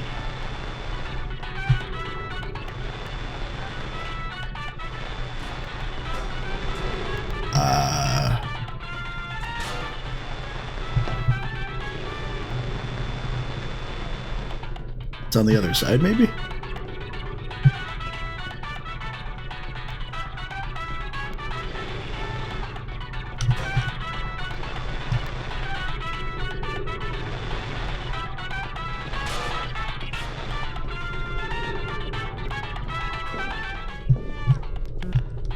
Oh, maybe it's down there?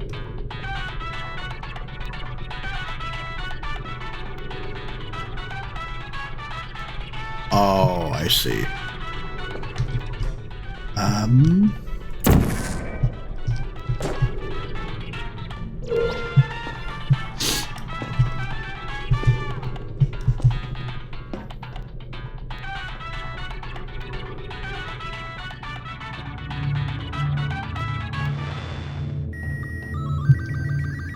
The awful end of the companion cube serves a dual purpose. It adds a lot more sinister character to our already pretty sinister AI, while simultaneously training the player to use the incinerator, a key component of the final level. The training has a nice dramatic payoff, since players later get to avenge the death of their good friend the companion cube by stuffing some of the AI's important parts into exactly the same type of incinerator. Important parts. You did it. The weighted companion cube certainly brought you good luck. However, it cannot accompany you for the rest of the test and, unfortunately, must be euthanized. Please escort your companion cube to the aperture. You euthanized your faithful companion cube more quickly than any test subject on record. Congratulations. The Fizzler.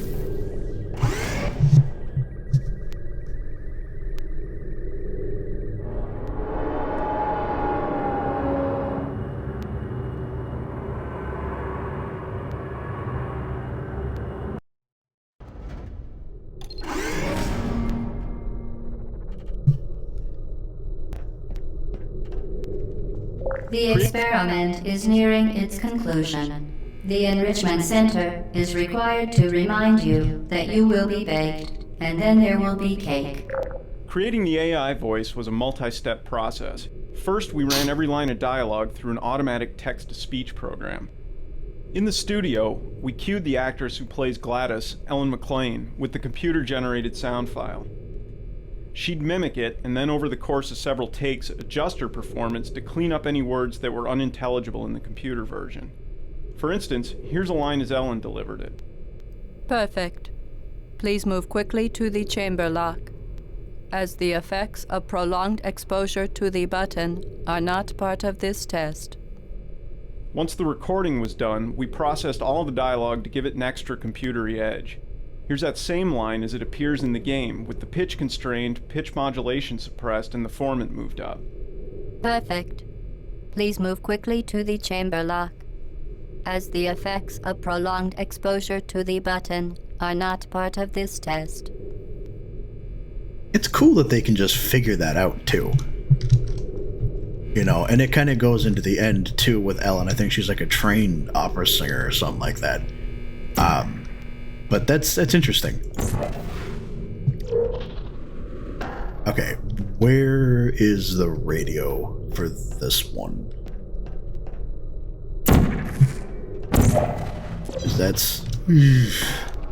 That's going to be important. And with my in here, is just the Ratman done? Alrighty, everybody just calm their collective. Nina, calm the calm the calamities that is your memories.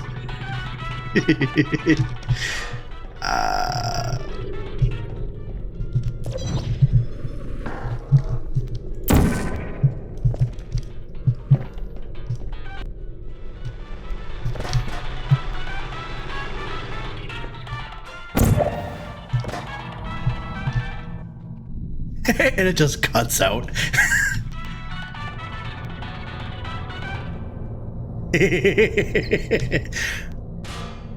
Okay, so just so we're all aware of what I just did here.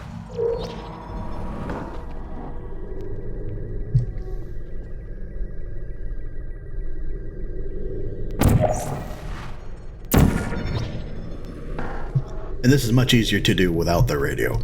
You're going to come out of the entrance tunnel here. Your radio is going to be in the Ratman's Den on the left, next to the Ellen McLean speech bubble there. And if I can do this without killing myself a second time, because you never know.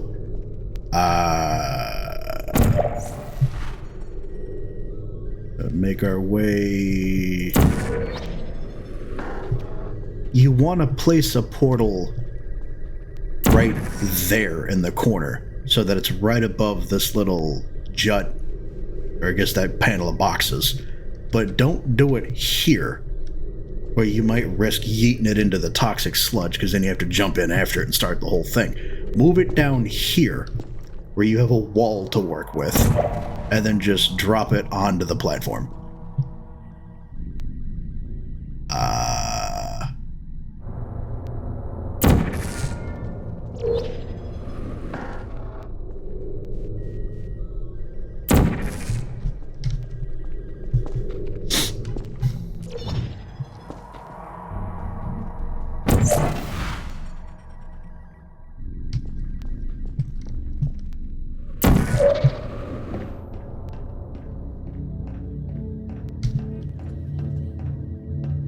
Oh, did you see that? Why was that in Chinese? That was weird. So the portal concepts they were talking about, it's the checkered floor here that I was looking for, but the jutted out concrete, or the extended, I guess, concrete wall is how you know you need to fling yourself. Fling into space.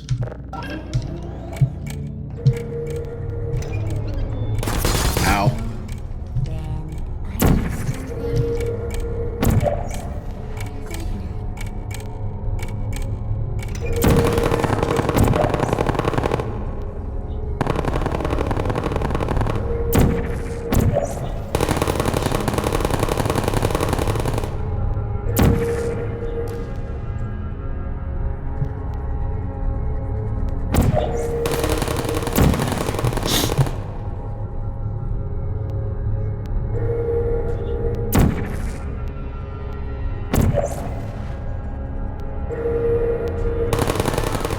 Oh, well, that worked either way. Vital testing apparatus destroyed.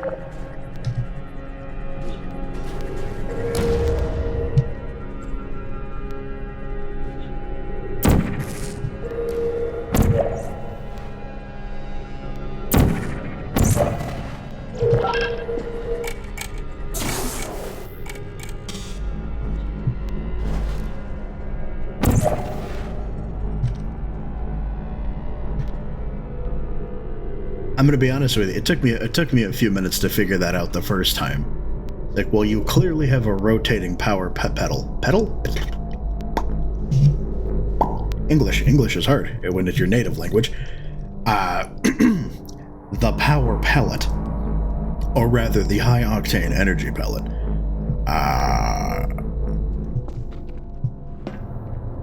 But that's why they give you that long path for it to travel, so that you can quickly work your way up to the button there. Oh, portal's that blue. Is there a cube here? Oh.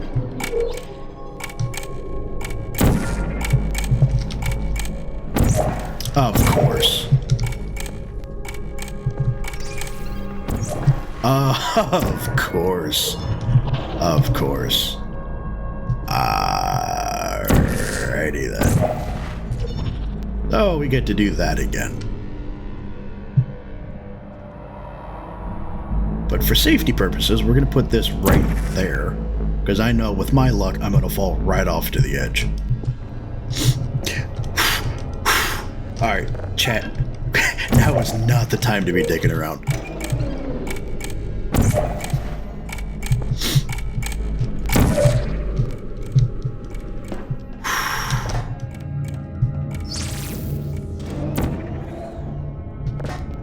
We could probably just fall off and, if we're lucky, work our way into that. But I'd rather not take that chance.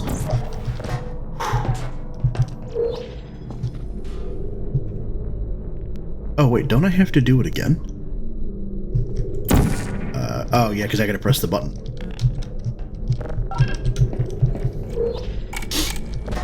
Oh, wait, did we do the radio already? We did, yeah, we did, okay. Sorry, that felt like a completely different chamber. What's the safest way to not do what we just did? Oh, yeah, you can hear it on the other side of the wall there. Does that camera come off? No.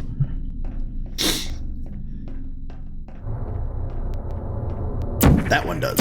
Vital testing apparatus destroyed.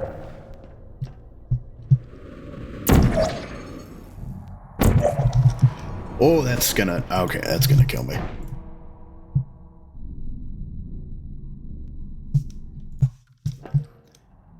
Vital testing apparatus destroyed.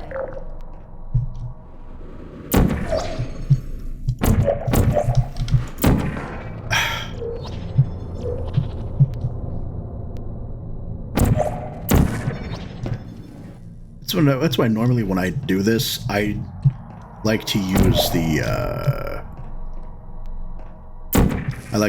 orange one a lot better.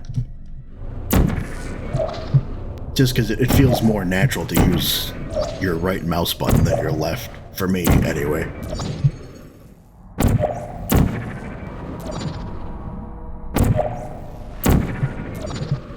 Well done.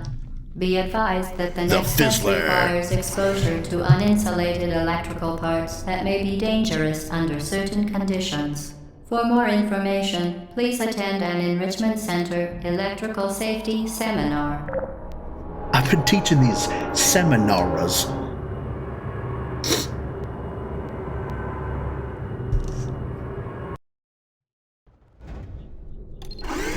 You ever wear your glasses for so long that when you take them off and you move your head and it feels wrong and you go to push them up and you just start fingering the bridge of your nose? Or I have a real habit, I'll go to fix them, I'll grab the glasses and push them, like I would normally, but there's nothing to... It's muscle memory and a half there. Welcome to the final test. When you are done, you will drop the device in the Equipment Recovery Annex. Enrichment Center regulations require both hands to be empty before any case... We use these moving platforms to add time pressure to puzzles. A sequence of simple decisions feels much more climactic under time pressure, in contrast to most puzzles in Portal, which can be solved at the player's leisure. Puzzles that aren't time-bound can be more complex, but at the expense of being less dramatic. Vital testing apparatus destroyed.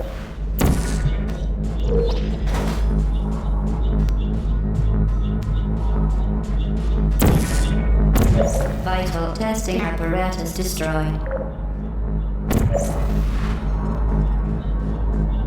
We didn't miss a radio yet, did we? I don't think so.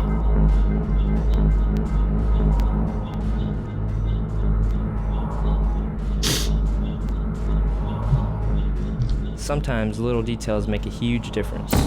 For instance, we had to add the left side to this wall to give players a visual representation of how thick it is. Without it, testers frequently thought that the hall had just gotten impossibly narrower. Congratulations. And stopped The making test is rational now decisions. over. All Aperture technologies remain safely operational up to 4,000 degrees Kelvin. I'm gonna have a scene here, but I think that's like up to 6,000 degrees Fahrenheit. It's ridiculous.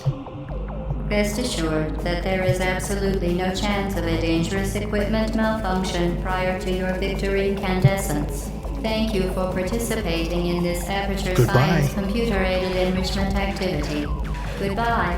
Before the player escapes the fire pit, the Oh, yeah, we'll come back to that in a minute. Oh, hey! Ooh.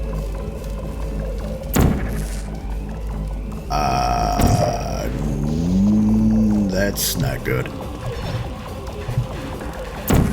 What are you doing? Stop it. We are pleased that you made it through the final challenge where we pretended we were going to murder you. We are very, very happy for your success. We are throwing a party in honor of your tremendous success. Place the device on the ground, then lie on your stomach with your arms at your sides. A party associate will arrive shortly to collect you for your party. Make no further attempt to leave the testing area. Assume the party escort submission position or you will miss the party. We may end up just need to play this one. Before the player escapes the fire pit, the AI dialogue is all delivered in a computerized monotone. After the escape, however, Gladys gets progressively more expressive until, by the end, she's cycling through a whole mess of emotions. The role required an actor capable of mimicking the computer-generated voice while still infusing it with some real character. Since we planned to end the game with a song, she also needed to have a good singing voice. The woman we ended up casting, Ellen McLean, is a great mimic, a terrific actor, and a classically trained operatic soprano, so that worked out pretty good. Alright, well there you go. So now we need to... How's that going to work, I wonder? Because you need to fling yourself with the...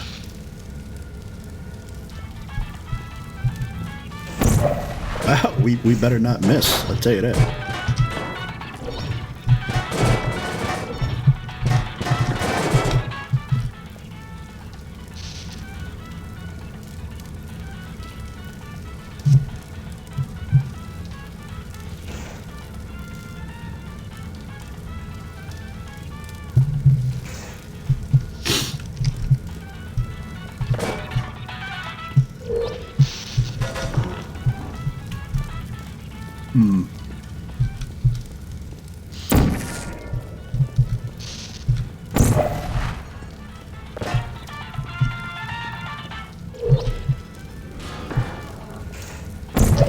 No, see, you need to bring the radio with you, Chell. That's nope.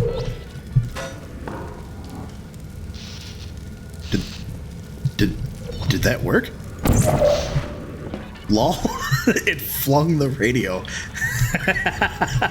Mission failed successfully. Okay. Alright.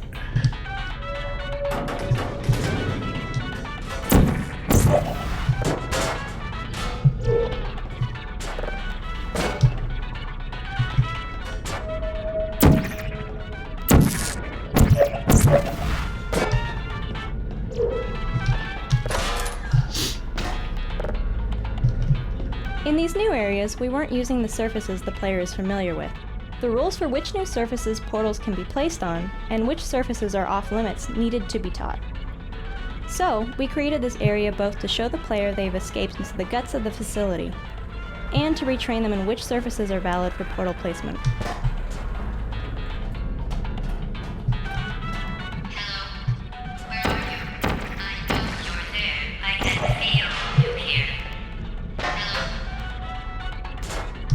Oh no, no!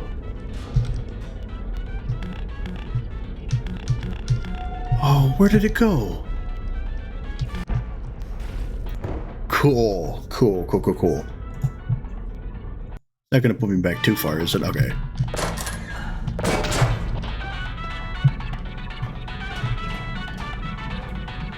Zamir is the one on the right moving faster.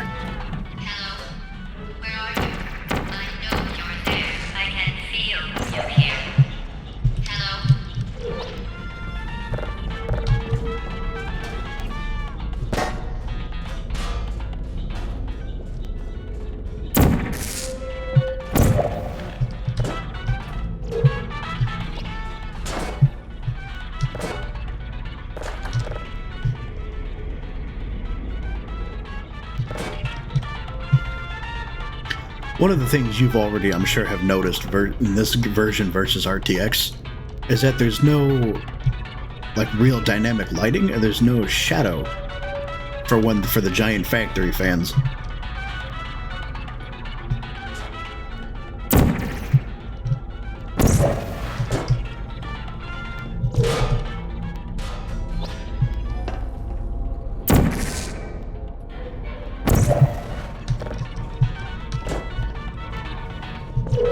No! F. Why does the radio, even if I'm not pressing a button, why does the radio not come with you? Because now you have to think of a safe way to get it over there. Oh, no you don't. I remember now. So I need to fling myself. When we're just gonna... just in case.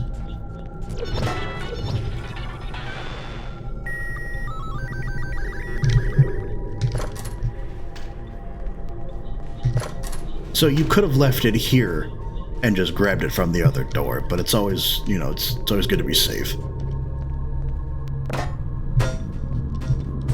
Oh, this is the one... This is the one where we put the radio into the Fizzler, and it went all salad fingers on us. I went to Portal's, I Googled Portal in game, and I went to the trailer, and I just loved it. I loved hearing my voice. And as I told the production team, I have never played a computer game in my life, but I want to play this one.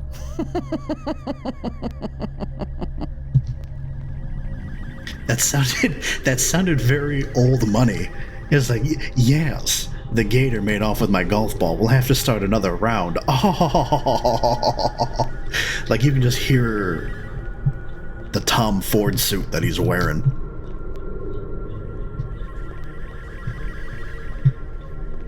I don't remember how to get out of here.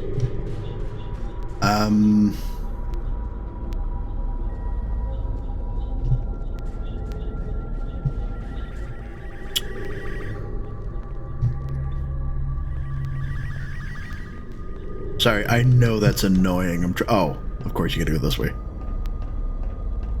I'm just looking at the thing here real quick.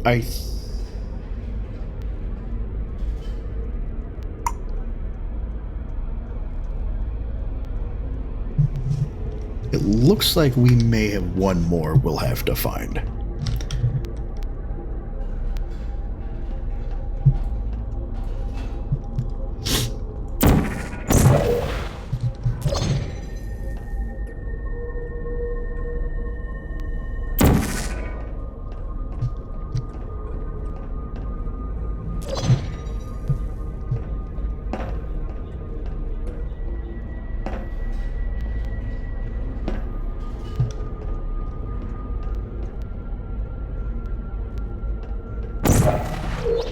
Huh. Oh. What are you doing? You haven't escaped, you know. You're not even going the right way. Hello? Is Okay, so there's clearly no cameras, so this is just a matter, I think, of finishing the game at this point. Here's a cube.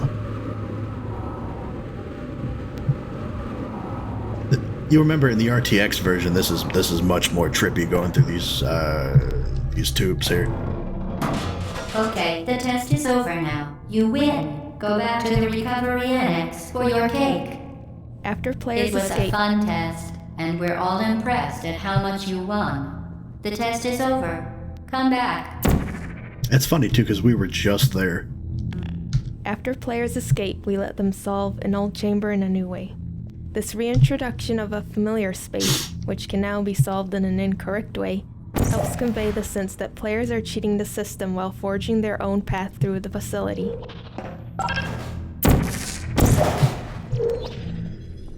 The Fizzler. Uh-oh, somebody cut the cake. I told them to wait for you.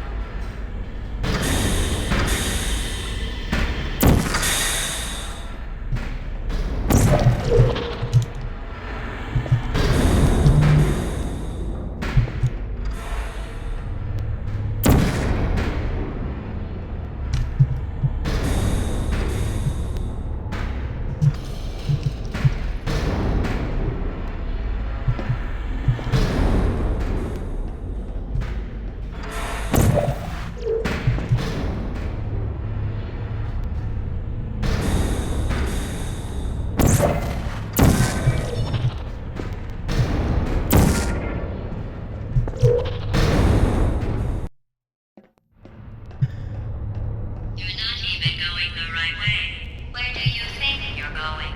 Because I don't think you're going where you think you're going.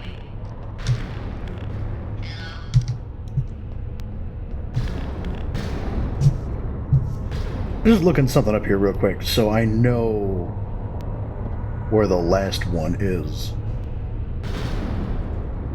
And it looks like it's behind something. Oh, but we're not going to find it for a while. So I've done this before, but I'm following a guide just on Steam just to make sure that, you know, I give you guys the correct and accurate information. No need to fact check me if I'm doing it myself, right? That's not true. You should still always fact check somebody, even if you believe their facts are correct. One bizarre fact of game design is that without some serious prompting, players will rarely look up. See? In this case, the prompt is a ladder. Most players will investigate where the ladder goes, which is up. The ladder actually falls apart as soon as it's touched, but by then it's served its purpose. I like it too because you can just make the whole thing fall apart like stitches.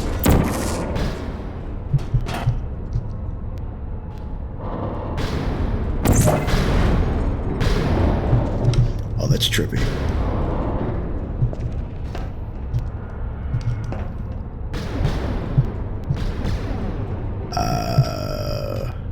What is this? Oh, hey, another Ratman thing. What is this? The cake is... Oh, yeah, the cake is a lie.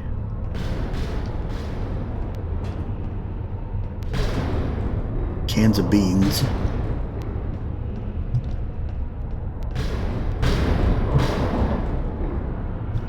You supposed to fling yourself again, or...?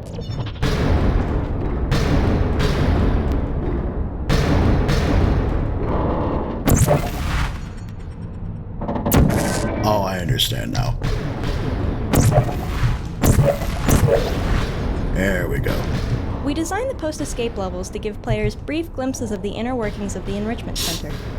This particular area exposes part of the storage cube distribution system. These little vignettes help make this section of the game visually distinct from the testing chambers, while reinforcing the idea that players are now behind the scenes. Vignettes. Is that like a strawberry vignette or a raspberry vignette? Is that a salad dressing? Didn't we have some fun, though?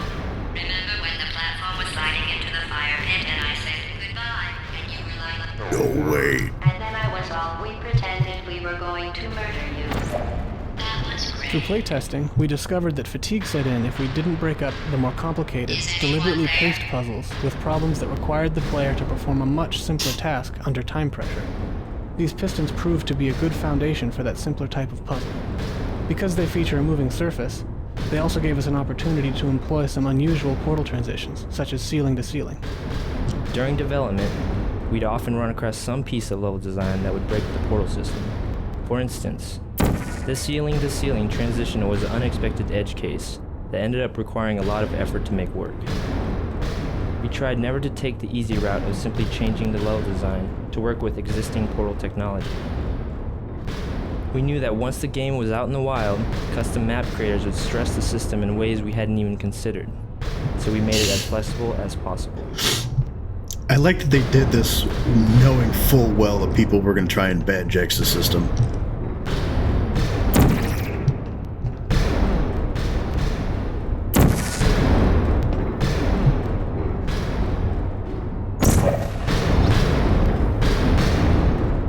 Ooh! That was on me. I almost died. And then I was all, we pretended we were going to murder you. Crap. That was great. And I need to not be crushed. Is anyone there?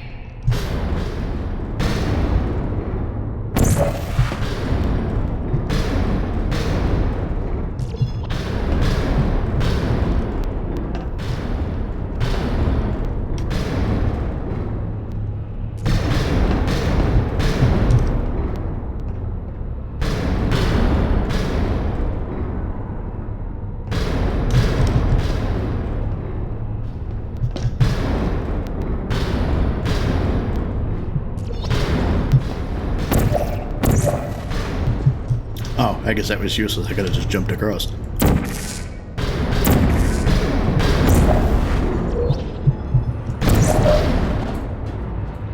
You really shouldn't be here. This isn't safe for you. It's not too late for you to turn back. I'm not angry. Just go back to the testing area.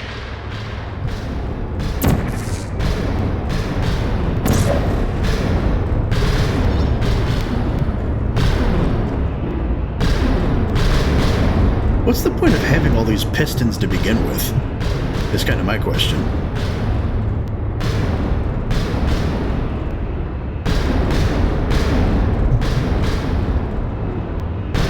Is there something I'm missing here?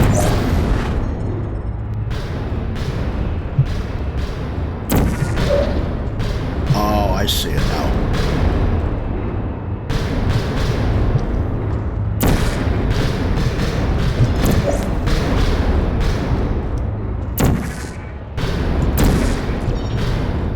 There we go.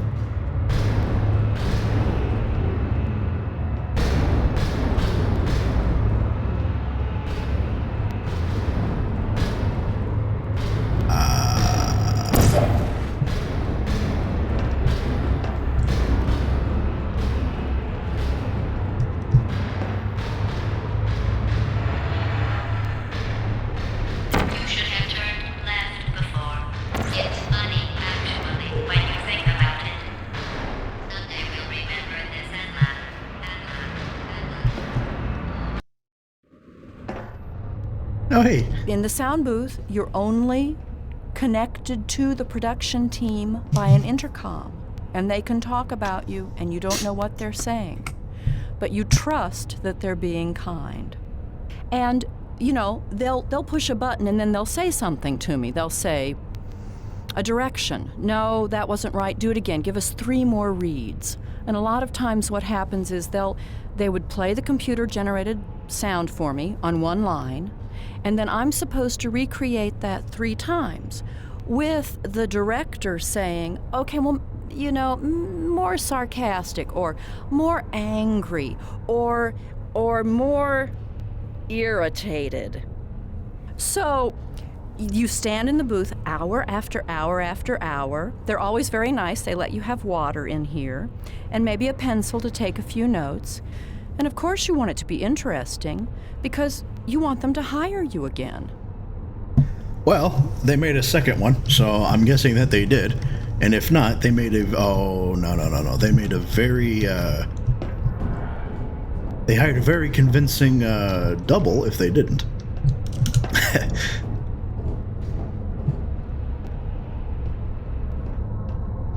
Oh, crap.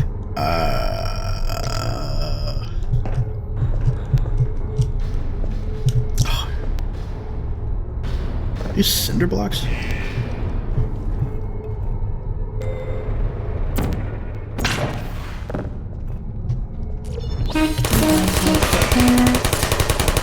Shutting down.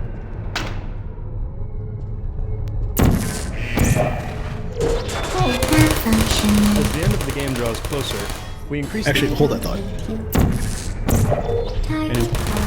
An important design goal of these post-escape levels Stop.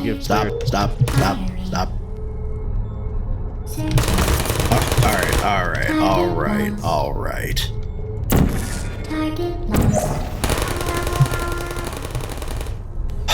As the end of the game draws closer, we increase the ratio of time-pressured puzzles, like this turret ambush, to give the players the sense that they're approaching a climactic encounter.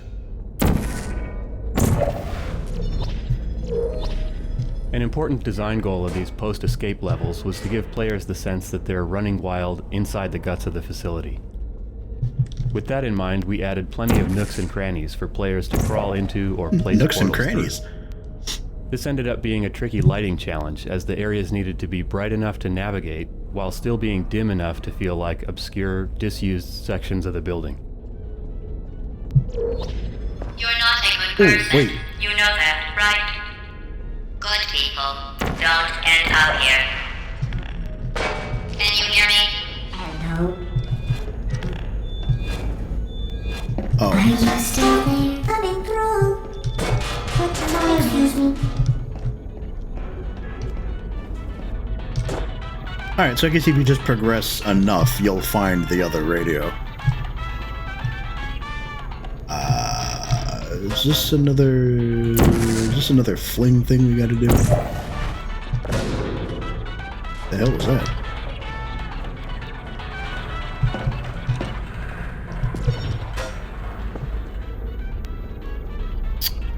Tell me that is not on top of the tube now.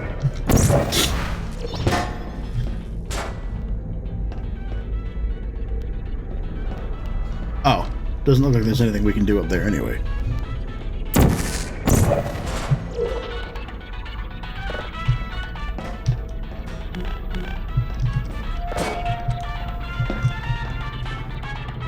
Oh, it does say go this way, doesn't it?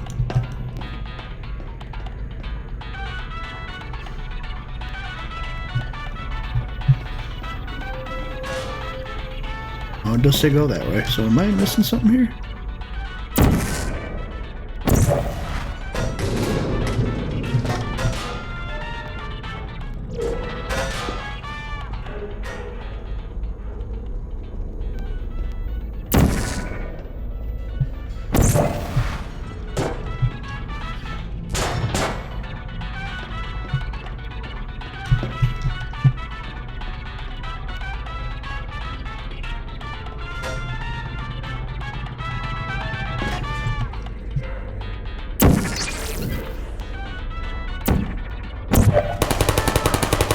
Oh no, the radio.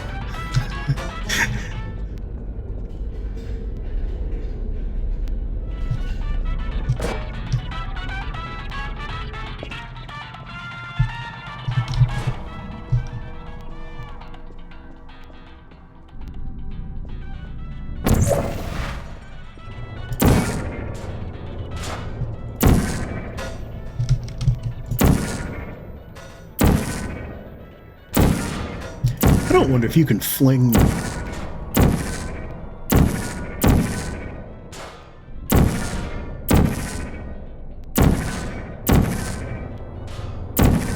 It's kind of hard to tell where it's going to land.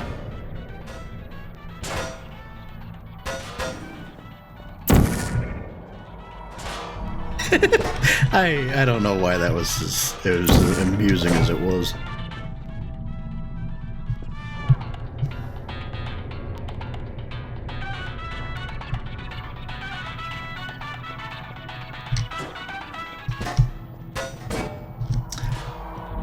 Now, I had asked the question before, even though it doesn't say so. Are the... This is new.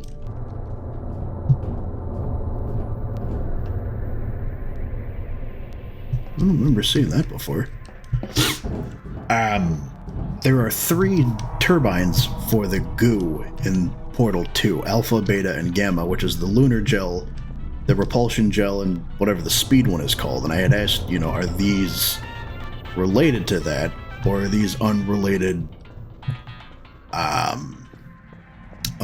turbines?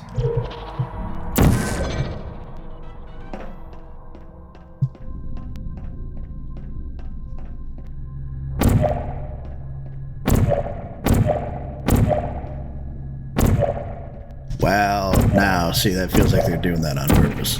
This is your fault. It didn't have to be like this. I'm not kidding now. Turn back or I will kill you. I'm going to kill you. And all the cake is gone. You don't even care, do you? This is your last chance. Sarcasm. GLaDOS is sarcastic. Was that how you pronounce that? GLaDOS? And that's so much fun. But while I was trying to do this, trying to build in all these emotions, I still had to maintain the computer sound and maintain the pronunciation of repeated phrases. You know, Aperture Science and the Enrichment Center. It's interesting to hear her.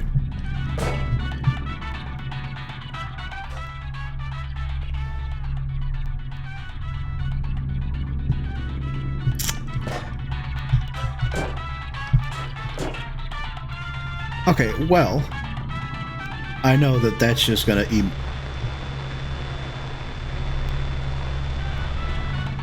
Oh, is it down here maybe? Oh. That was completely unintentional.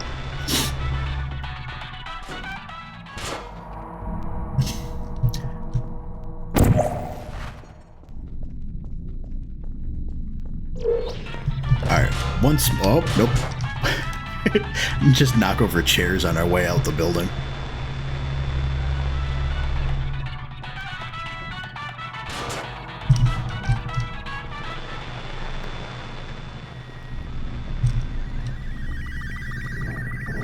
Oh, okay. So, for the record, and again, it's not going to show up because we are in commentary mode. This here transmission received, that right there was radio 26 out of 26. And I can see if I can't mark those. Can you emancipate the chairs? I feel like you can. Oh, they don't sing though.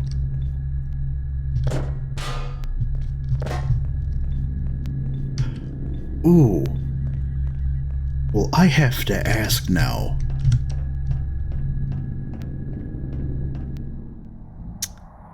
How do we get back?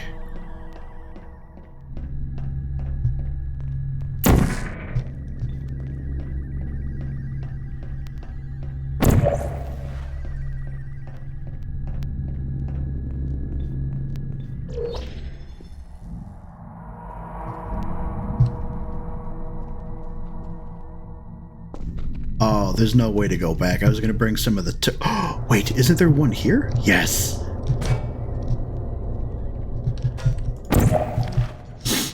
One final sacrifice.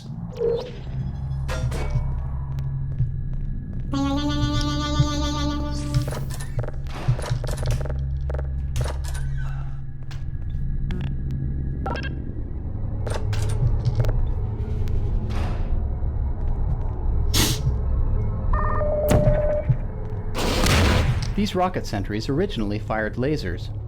We switched from lasers to rockets after we introduced the glass breaking mechanic, mainly because glass shattering in a massive rocket explosion turned out to be a lot more satisfying than glass just slowly being melted by a laser. Of course. Originally, they also spoke, just like the bullet turrets. Because players often redirect the rockets with their backs to the turret, however, a distinct, uncluttered sound cue was required. The voice simply added too much noise to the rocket redirect mechanic.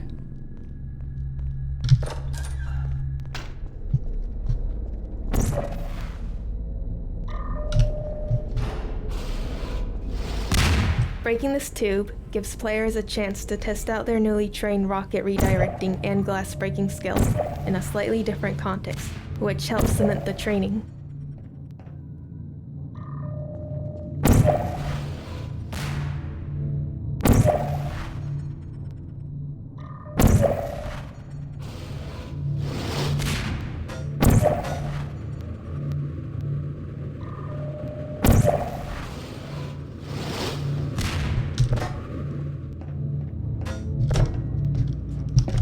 So there's not going to be any further radios moving forward. Now we just make our way to the end of the ends of the abyss.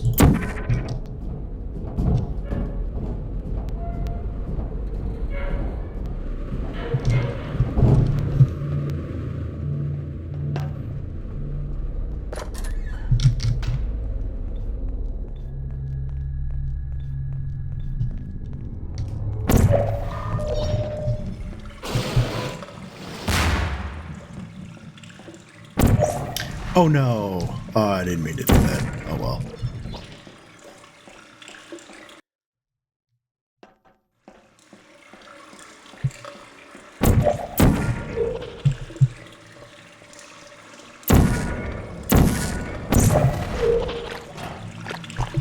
Ew. I think she's barefoot in all this muck. Because it's not until the second one that she wears boots. Oh, that's gonna be a problem. Who are you? This massive turret ambush was originally a lot more massive, with turrets that dropped from the ceiling and popped out of surprise hatches. In fact, for a while, it was the game's climactic battle.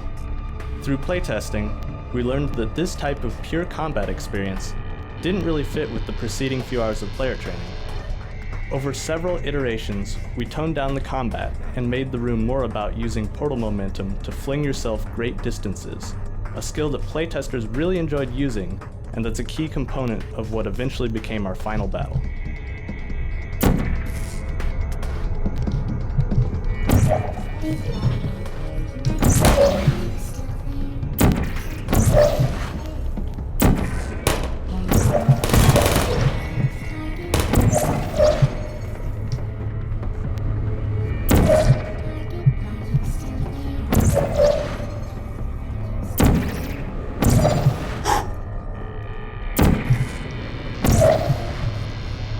We gonna make it? There we go.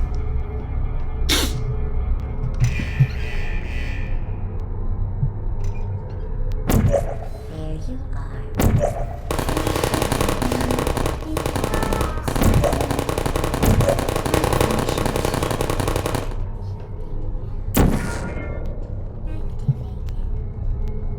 Alright, so we have to remember to cast the orange one and the orange one only.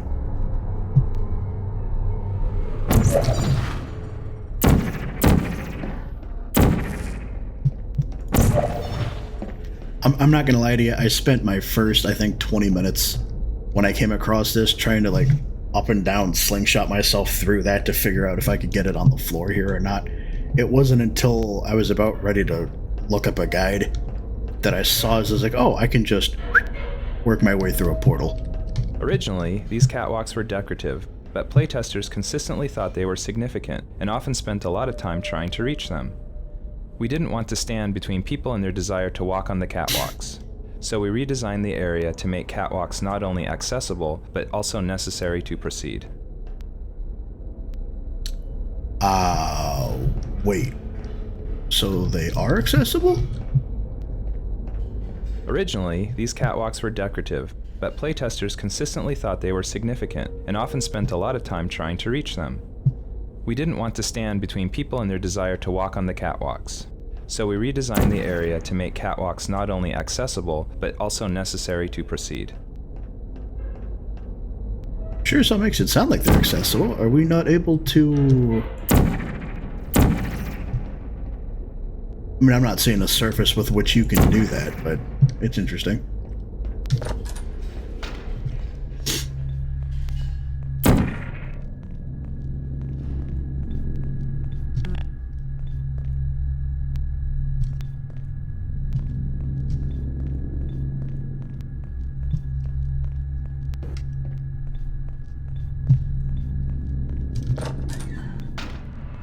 Ooh, just this long, drawn-out... So when they told me that there was going to be a song at the end, I thought, well, all I'm gonna right, back up so can you hear it better. And they told me there was going to be a song written by Jonathan Colton. And I listened to a song that Jonathan had written, and it was very funny, very clever. Just so you can hear it better. So I thought at that point, well, you know, this will be okay. But I am an opera singer, so usually I sing, "Ah, quando me ne va." And I thought, well, will I be able to have the right style for the song? So I was concerned. But then before the recording, they sent me an MP3 file of the song, and I listened to File it with sharing's Jonathan illegal. singing Okay. it. But I loved the little song. The little and, ditty. At home, as I practiced the little song, I tried to, get back to GLaDOS's voice. Aperture Science. Just this tiny little passive-aggressive computer who's all alone until people try to come in and murder her. So of course she gets upset. But she seems to have this real affinity for cake. and I want to She play liked the that game cake. because I want Riz to up that recreate the Gladys recipe thick, no cap. and then put Portal on it and be able to serve it to my friends when they come over to my house. I think you can recreate the recipe, and I'm sure they have it online somewhere. But when you destroy one of the cores, it'll tell you. And I'm just gonna save this, and I'm gonna tell you right now that when we get to the credits, I'm going to have to mute the audio as to not be copyright struck for that song. I'm still going to put it in the description. I mean, obviously everybody knows what it is at this point, but I'm just letting you know I'm still going to have to mute Well, it. you found me. Congratulations. Was it worth it? Because despite your violent behavior, the only thing you've managed to break so far is my heart. Maybe you could settle for that, and we'll just call it a day. I guess we both know that isn't going to happen. You chose this path. Now I have a surprise for you. Deploying surprise in 5, 4... Time out for a second. That wasn't supposed to happen. Do you see that thing that fell out of me? What is that? It's not the surprise. I've never seen it before. Never mind. It's a mystery I'll solve later. By myself. Because you'll be dead. Where are you taking that thing? The fiction behind this I red wouldn't bother with that thing. My guess is that touching it will just make your life even worse, somehow. The fiction behind this red phone is that while GLaDOS was being developed, it was somebody's I job don't want to sit tell by you your it. business, And but if it were me, I'd leave that thing alone. Do you think I'm trying to trick you with reverse psychology? I mean, seriously now. See, there's no way to turn her down, so you may just have to read the subtitles on this fiction one. behind this red Okay, phone fine. is that while Do GLaDOS was touch being it. developed, Pick it it was up and somebody's just job to stuff sit it back by into me. And if it ever looked like the AI was becoming sentient and godlike, Let's be that person honest. would pick up the Neither phone one and of call us knows somebody what to that come thing help. does. Just And the put point it in in time the where the corner, actual game and takes I'll deal place, with it it's become later. obvious that the Aperture Science red phone plan didn't 100% work out. That thing is probably some kind of raw sewage container. Go ahead and rub your face all over it. Oh my god. Why would you even suggest that? Maybe you should marry that thing since you love it so much. Do you want to marry it? Well, I won't let you. How does that feel? Love is love, Have I lied Gladys. to you? I mean, in this room? Trust me, leave that thing alone.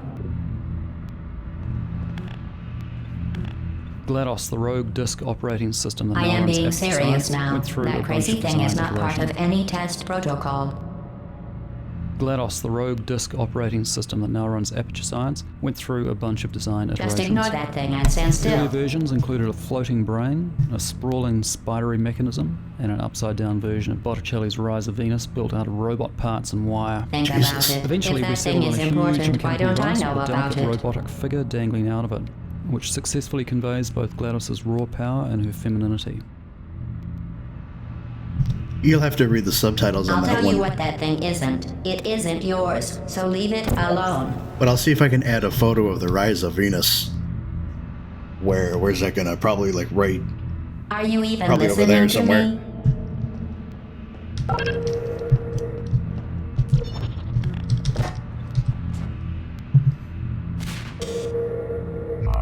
The Aperture Kidding me. Science Did you Emergency just set Sentient that Aperture Intelligence Science thing we don't know what Incinerator. it does into an Aperture Science Emergency Intelligence Incinerator? That has got to be the dumbest thing that... Whoa. Smoother, more seductive, less computerized. What that thing you just incinerated did. It was a morality core they installed after I flooded the enrichment center with a deadly neurotoxin to make me stop flooding the enrichment center with a deadly neurotoxin. So get comfortable while I warm up the neurotoxin emitters. Why would you make a neurotoxin to begin with? That core may have had some ancillary responsibilities. I can't shut off the turret defenses. Oh well. If you want my advice, you should just lie down in front of a rocket. Trust me.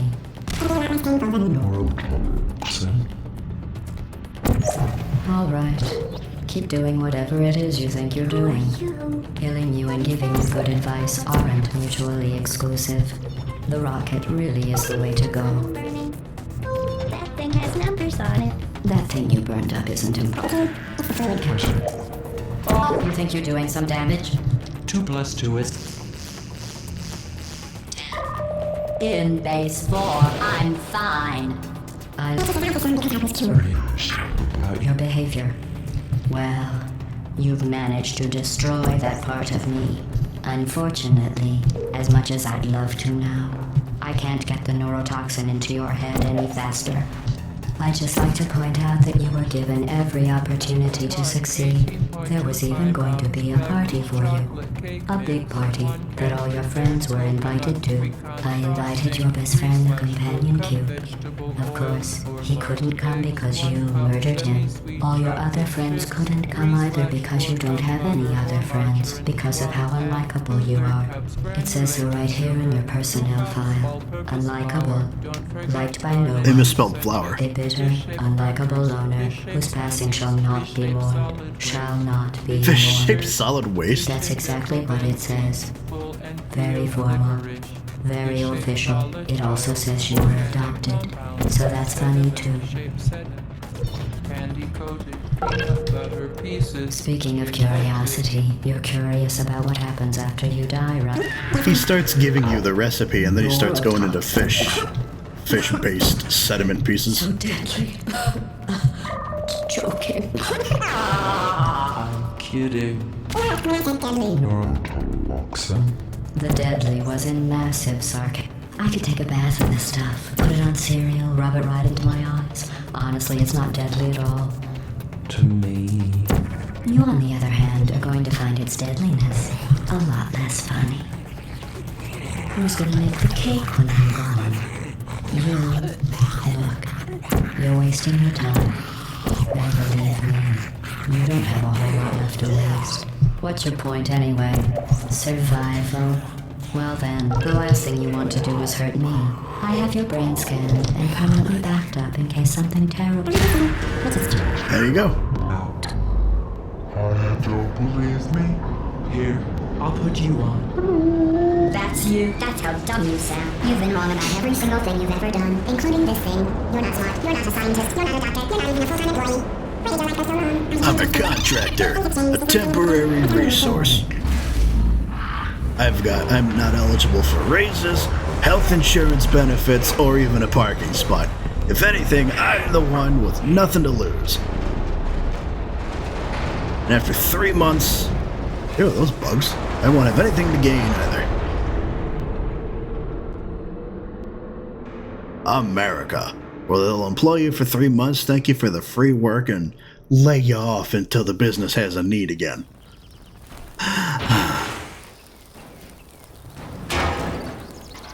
Alright, so this kind of looks the same ending as the RTX version, but you'll notice there's no 4090 graphics card sitting out front.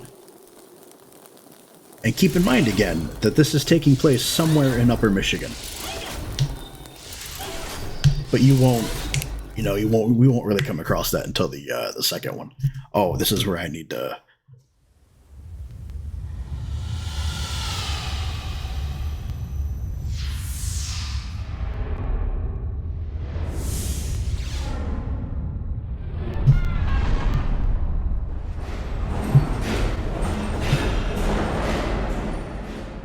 This is where I'm going to need to mute the audio after the cake here.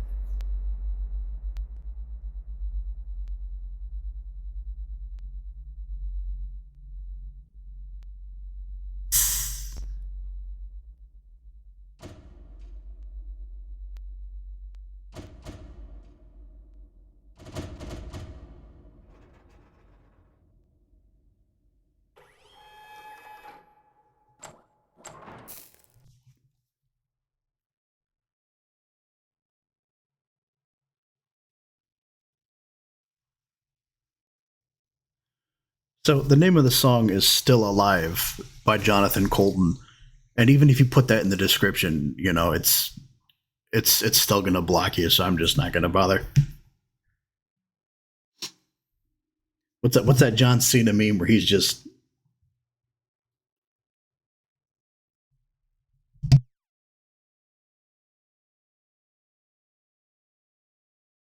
Just keep on trying till you run out of cake.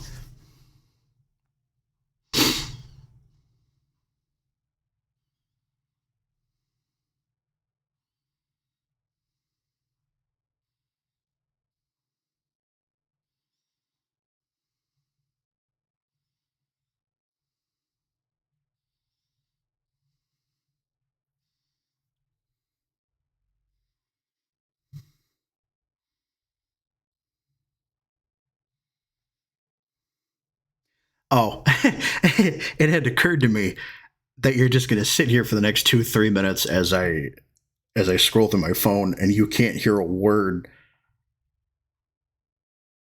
Is that you can't hear a word of what's going on in game. So we're gonna edit this down. When I say we, 90% of the time I mean I like. There's no team other than John and Maria, our lovely receptionist, and our John, our post productionist.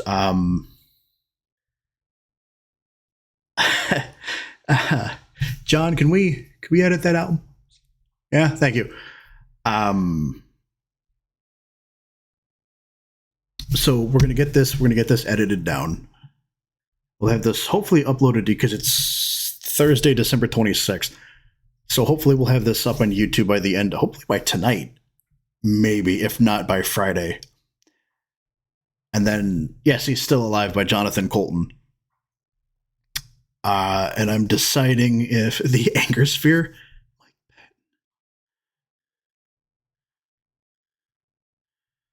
Sorry, what was I saying?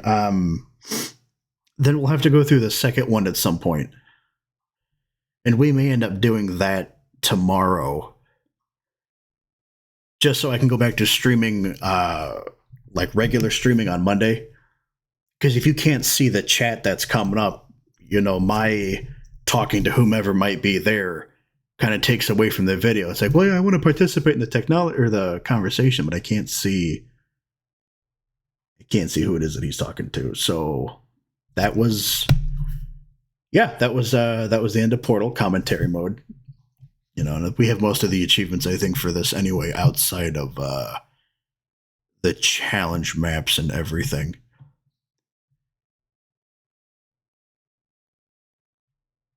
Yeah, and it looks like we have everything else, especially the transmission received one. Okay, so we're gonna get this set back up. You guys have been fantastic. I appreciate my little help as welcome to the show. Thank you for sticking around. And I'm gonna have this listed on the bottom here. It's High Lord Help across all the socials, Twitter, and I'm just gonna call it Twitter. I'm not calling it X. Twitter, Instagram, although Instagram doesn't have too much on it at the moment, but Twitter, Instagram, and Twitch, obviously. Oh, and YouTube, of course. Can't forget YouTube, our lovely little helpers. We should be back with the second one Friday. So look for that to be, and that's a 6.5 hour video. So look, we're going to break that up into hour-long segments, but that's details. So I hope you learned a lot. And even if you didn't, thanks for sticking around anyway.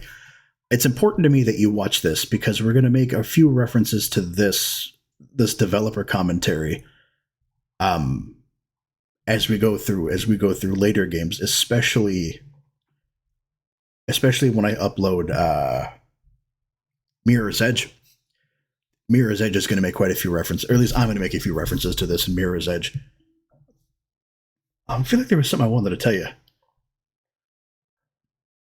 I'm going to try and do a side-by-side comparison with a few scenes from RTX Portal or ray tracing. So you can kind of see, you can see it on the Steam store page, but you can see what that looks like. It's very CPU, GPU intensive. When I play this, I'm averaging anywhere between 65 and 70 degrees centigrade and Celsius. But even on a medium graphics setting, because they recommend, I think, like a 3090 to run ray tracing Portal, and minimum was a 3060. I'm running a 3080 and it immediately shot up to 90 degrees Celsius CPU usage, and we cannot have that. I didn't want to fry my system for the sake of a video. I had to turn on the fans. The whole thing was running at like 2600 RPM. It was ridiculous. And now you all know where we get the Fizzler, Fizzlemanjaro. Anyway, I've been yapping at you for too long, so it's High Lord Help across the board. That's HIGHLORDHALP. I appreciate you guys sticking around. I tried to finish this all up before the before it gets dark. But around here, it's like 4:30 when that happens. Anyway, you guys are fantastic. You know, I love my little helpers. Addie, I love you. So we will. I'll tell you what, because we're just going to shoot right into the second one, and hopefully that'll load up somewhere here within the next minute or so. You guys are fantastic. I appreciate that. Bye.